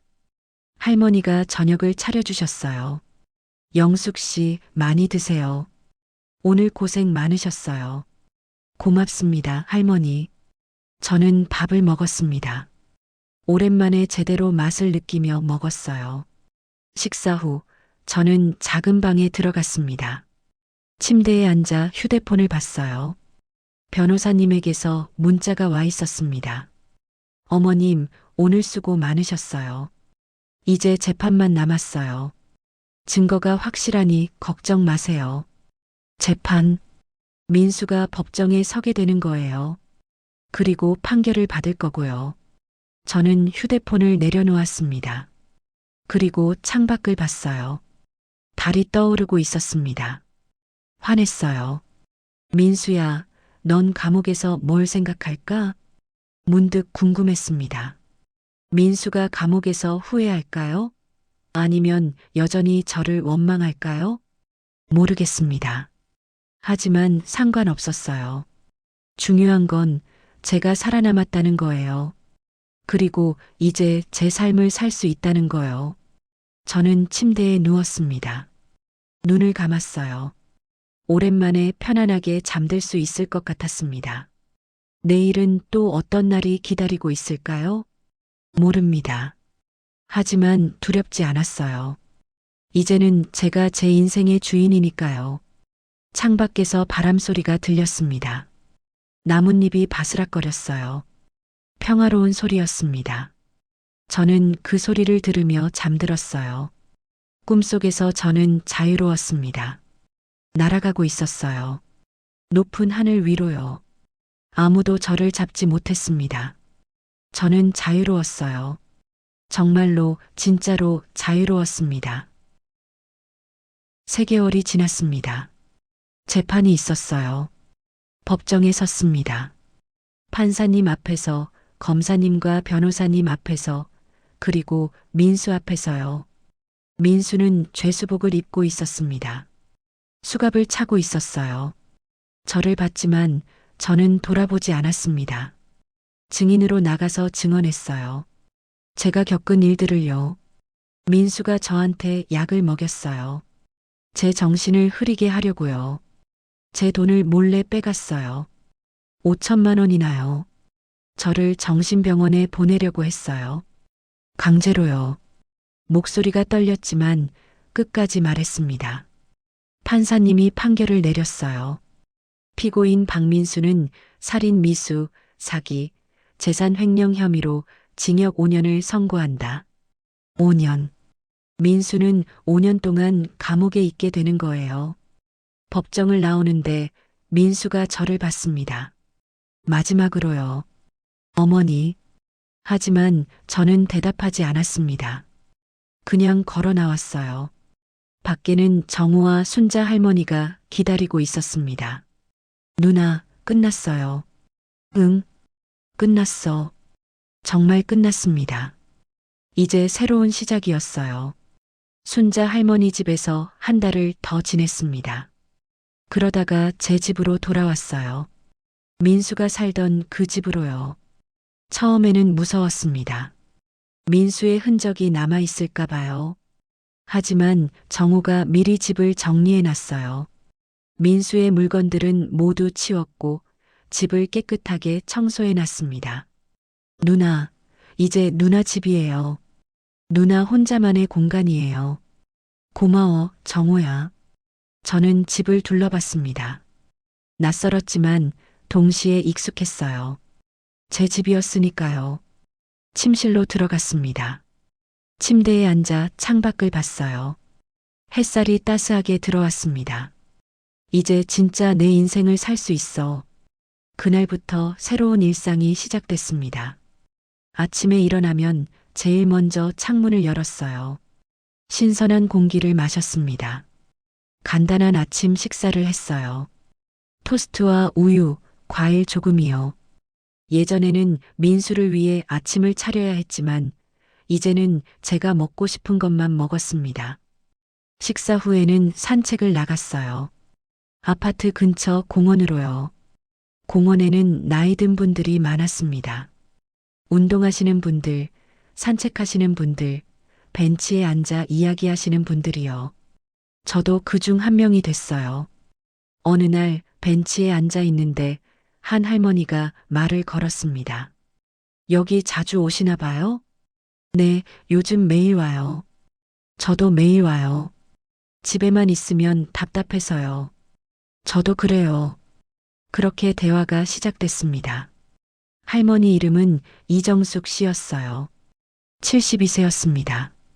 저는 혼자 살아요. 남편은 10년 전에 돌아가셨고 자식들은 다 외국에 있어요. 그러시구나. 외롭긴 한데 이제는 익숙해요. 제 시간을 제가 쓸 수 있으니까 좋기도 하고요. 정숙 할머니의 말에 공감이 됐습니다. 저도 요즘 그걸 배우고 있어요. 제 시간을 제가 쓰는 거요. 좋은 거예요. 우리 나이에도 배울 게 많아요. 그날 이후 정숙 할머니와 자주 만났습니다. 공원에서 산책하고 가끔 카페에 가서 차를 마셨어요. 그러다가 정숙 할머니가 제안을 했습니다. 영숙 씨, 노인복지관 아세요? 아니요, 뭔데요? 구청에서 운영하는 곳인데 어르신들이 모여서 활동하는 곳이에요. 노래 교실도 있고, 댄스 교실도 있고, 그림 그리기도 해요. 그런 게 있어요? 네. 저도 거기 다녀요. 같이 갈래요? 가볼게요. 다음 주에 정숙 할머니와 함께 노인복지관에 갔습니다. 생각보다 크고 깨끗한 곳이었어요. 어르신들이 많았습니다. 다들 밝은 표정으로 활동하고 계셨어요. 여기가 노래 교실이고요. 저기는 미술 교실이에요. 정숙 할머니가 안내해 줬습니다. 영숙 씨는 뭐 하고 싶어요? 글쎄요. 잘 모르겠어요. 그럼 이것저것 해봐요. 맞는 게 있을 거예요. 저는 미술 교실에 들어가 봤습니다. 선생님이 수채화를 가르치고 계셨어요.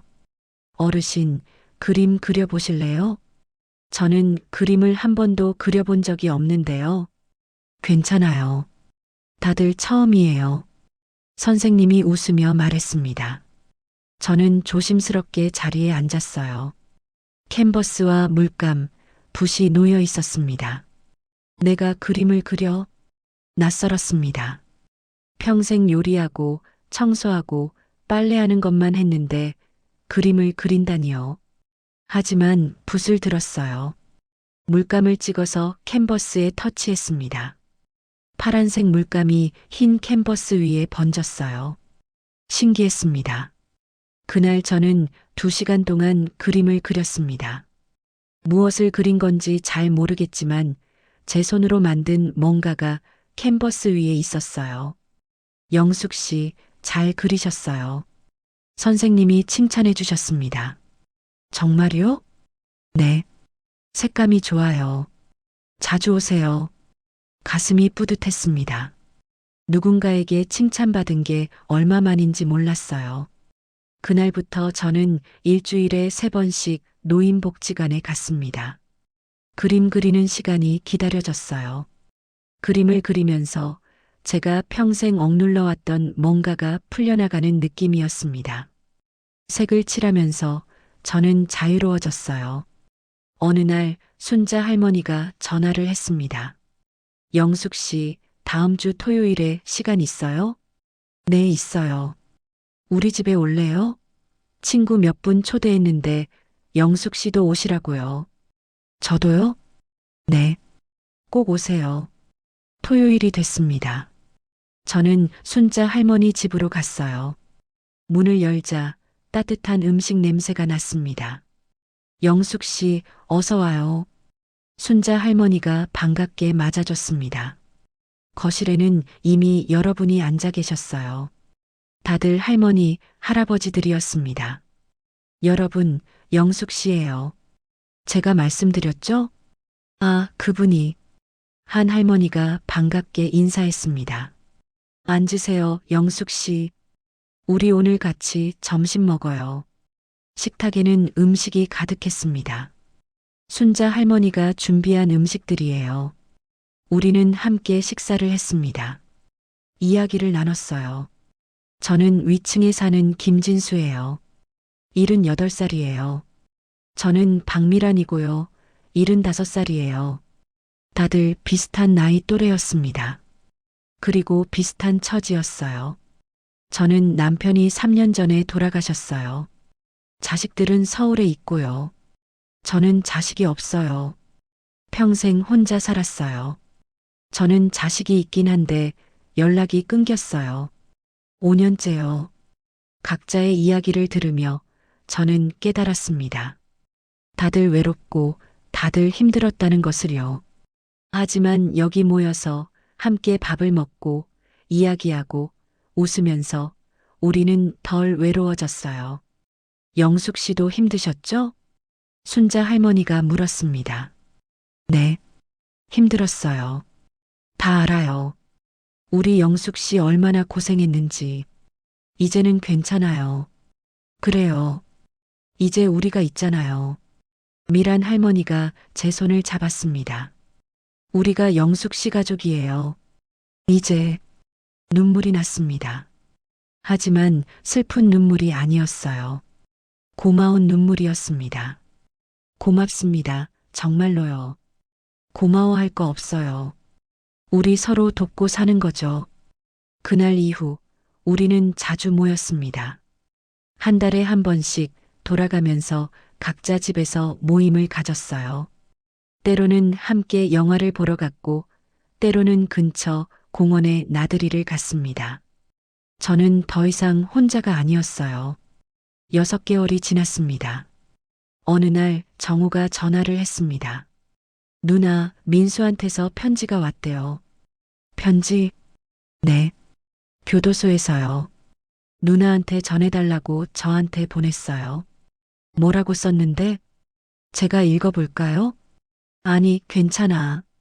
그냥 버려. 정말요? 응, 읽고 싶지 않아. 알겠어요. 전화를 끊었습니다. 민수가 뭐라고 썼을까요? 용서해 달라고 했을까요? 아니면 여전히 저를 원망했을까요? 궁금하지 않았습니다. 민수는 이제 제 인생에 없는 사람이에요. 제 아들이 아니라 그냥 과거의 일부일 뿐이었습니다. 저는 더 이상 민수를 생각하지 않기로 했어요. 대신 미래를 생각하기로 했습니다. 1년이 지났습니다. 저는 이제 완전히 달라졌어요. 아침에 일어나면 기분이 좋습니다.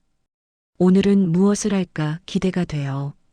노인복지관에서 그림 수업을 듣고 친구들과 점심을 먹고 공원에서 산책을 하고 저녁에는 책을 읽습니다.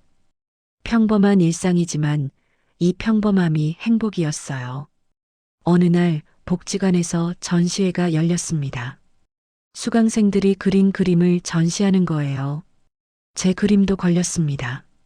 파란 하늘과 하얀 구름, 그리고 날아가는 새 한 마리를 그린 그림이었어요. 영숙 씨, 이 그림 정말 좋아요. 선생님이 칭찬해 주셨습니다. 감사합니다. 무슨 의미가 있어요? 이 새는요. 자유요. 자유를 그린 거예요. 아름답네요. 전시회를 보러 온 사람들이 제 그림 앞에서 멈췄습니다. 사진을 찍는 사람도 있었어요. 가슴이 벅차올랐습니다. 내가 이런 걸 할 수 있었구나. 67년을 살면서 처음으로 제가 뭔가를 이뤘어요. 누군가를 위해서가 아니라 저를 위해서요. 전시회가 끝나고 저는 공원 벤치에 앉았습니다. 해가 지고 있었어요.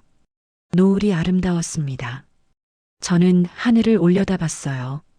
그림 속의 새처럼 자유로운 기분이었습니다. 이게 행복이구나. 단순하지만 확실했습니다. 아침에 눈을 떴을 때 두렵지 않고 오늘 하루를 기대하고 밤에 잠들 때 평온한 것. 이게 행복이었어요.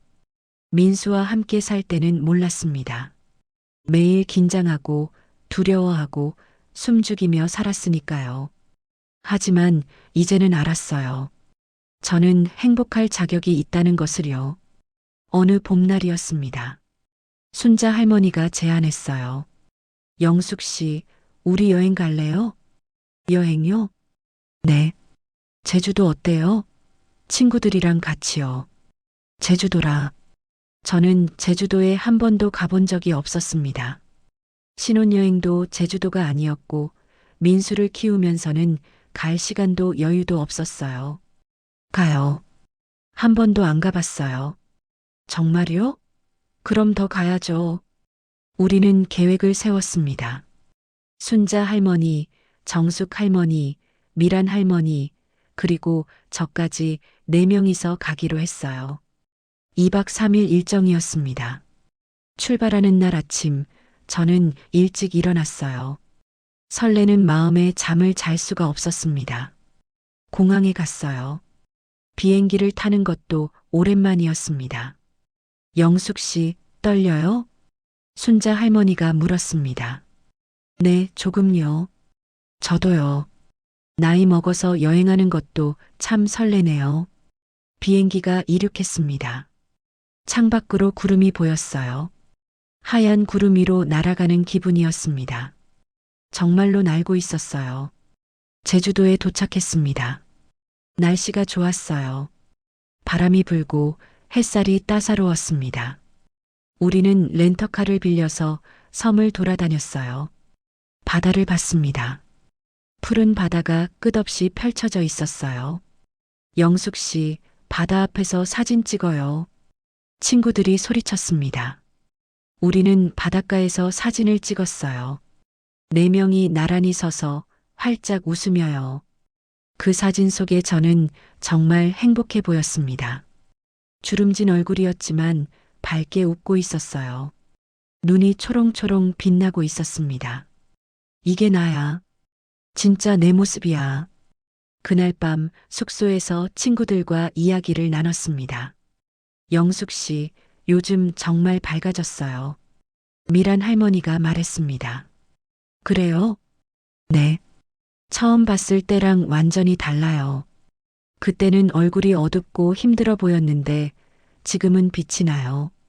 고마워요. 아들 때문에 많이 힘들었죠? 정숙 할머니가 조심스럽게 물었습니다. 네. 많이 힘들었어요. 평생 아들을 위해 살았는데 아들이 날 죽이려고 했으니까요. 그래도 이제는 괜찮아요? 네. 이제는 괜찮아요. 아니, 괜찮은 게 아니라 좋아요. 좋다니? 네. 저는 이제 행복해요. 진짜로요. 친구들이 웃었습니다. 우리도요. 영숙 씨 덕분에 우리도 더 행복해요. 제가 뭘 했다고요? 함께 있어줘서요. 그것만으로도 충분해요. 우리는 밤늦게까지 이야기를 나눴습니다. 과거의 아픔, 현재의 기쁨, 그리고 미래의 희망에 대해서요. 제주도에서 돌아온 후 저는 일기를 쓰기 시작했습니다.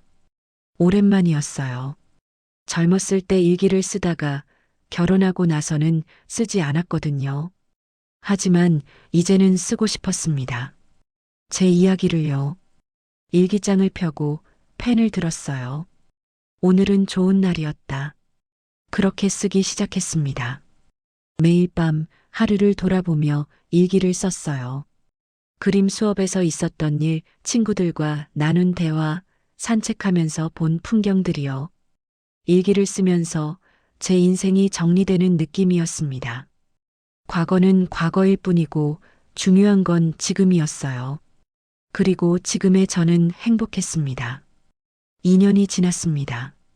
저는 이제 69세가 됐어요. 어느 날 정우가 찾아왔습니다. 누나, 잘 지내요? 그럼 잘 지내지. 보기 좋아요. 정말 행복해 보여요. 그래, 나 지금 정말 행복해. 정우가 웃었습니다. 누나, 민수 얘기해도 돼요? 응, 해봐. 민수가 교도소에서 모범수로 지내고 있대요. 형기도 단축될 수 있을 것 같아요. 그래. 2년 후면 나올 수 있을 거래요. 그렇구나. 민수가 2년 후에 나온다. 예전 같았으면 두려웠을 거예요. 또 저를 해칠까 봐요. 하지만 이제는 두렵지 않았습니다. 나와도 상관없어. 난 이미 민수랑 상관없는 인생을 살고 있으니까. 그래요. 민수가 나와도 누나한테는 다가가지 못할 거예요. 접근 금지 명령도 있고요. 좋아. 그리고 누나, 재산 문제는 어떻게 할 거예요? 재산? 민수한테 상속할 거예요? 저는 잠시 생각했습니다. 아니, 기부할 거야. 기부요? 응. 노인복지관에 기부하려고. 그리고 나머지는 너한테 줄게. 저한테요? 응. 넌 내 진짜 가족이니까. 정우의 눈이 붉어졌습니다. 누나. 그리고 유언장도 다시 쓸 거야. 제대로 된 유언장으로요. 알겠어요, 누나. 우리는 차를 마시며 이야기를 나눴습니다. 평화로운 오후였어요. 봄이 왔습니다. 또다시요. 벚꽃이 만개했어요. 공원은 분홍빛으로 물들었습니다. 저는 친구들과 함께 벚꽃 구경을 갔습니다. 와, 정말 예쁘다. 사진 찍어요. 우리는 벚꽃 아래에서 사진을 찍었어요. 웃고 떠들고 행복했습니다. 사진을 찍다가 문득 하늘을 올려다봤어요. 벚꽃 사이로 파란 하늘이 보였습니다. 구름이 천천히 흘러가고 있었어요. 그리고 새 한 마리가 날아갔습니다. 제가 그림에 그린 새처럼요. 자유롭게 높이 멀리요. 저는 그 새를 보며 웃었습니다. 나도 저렇게 자유로워. 정말로 그랬어요. 저는 이제 누구의 어머니도 누구의 아내도 아니었습니다. 그냥 저 박영숙이었어요. 69세의 박영숙. 과거에는 고통받았지만 현재는 행복한 여자. 그리고 미래에도 계속 행복할 거라 믿는 여자요. 친구들이 저를 불렀습니다. 영숙 씨, 이리 와요. 응, 갈게. 저는 친구들에게 달려갔습니다. 벚꽃잎이 바람에 흩날렸어요. 마치 축복처럼요. 우리는 그날 벚꽃 아래에서 오랫동안 웃고 떠들었습니다. 행복했어요. 정말로 진심으로 완전히 행복했습니다. 그리고 저는 알았어요. 인생은 끝나지 않았다는 것을요. 67세에 시작된 제 새로운 인생은 이제 막 꽃을 피우고 있었습니다. 앞으로도 계속 피어날 거예요. 아름답게, 당당하게, 자유롭게요. 끝. 이 이야기는 허구이지만 많은 여성들이 겪는 현실을 담았습니다. 당신은 혼자가 아닙니다. 당신은 사랑받을 자격이 있습니다. 당신의 인생은 가치 있습니다. 나이가 들어도 새로운 시작은 가능합니다. 당신도 자유로울 수 있습니다. 당신도 행복할 수 있습니다. 지금 당장, 오늘부터요. 구독과 좋아요는 더 많은 사연을 준비하는데 정말 큰 힘이 됩니다. 사랑합니다. 건강하시고 늘 행복하세요.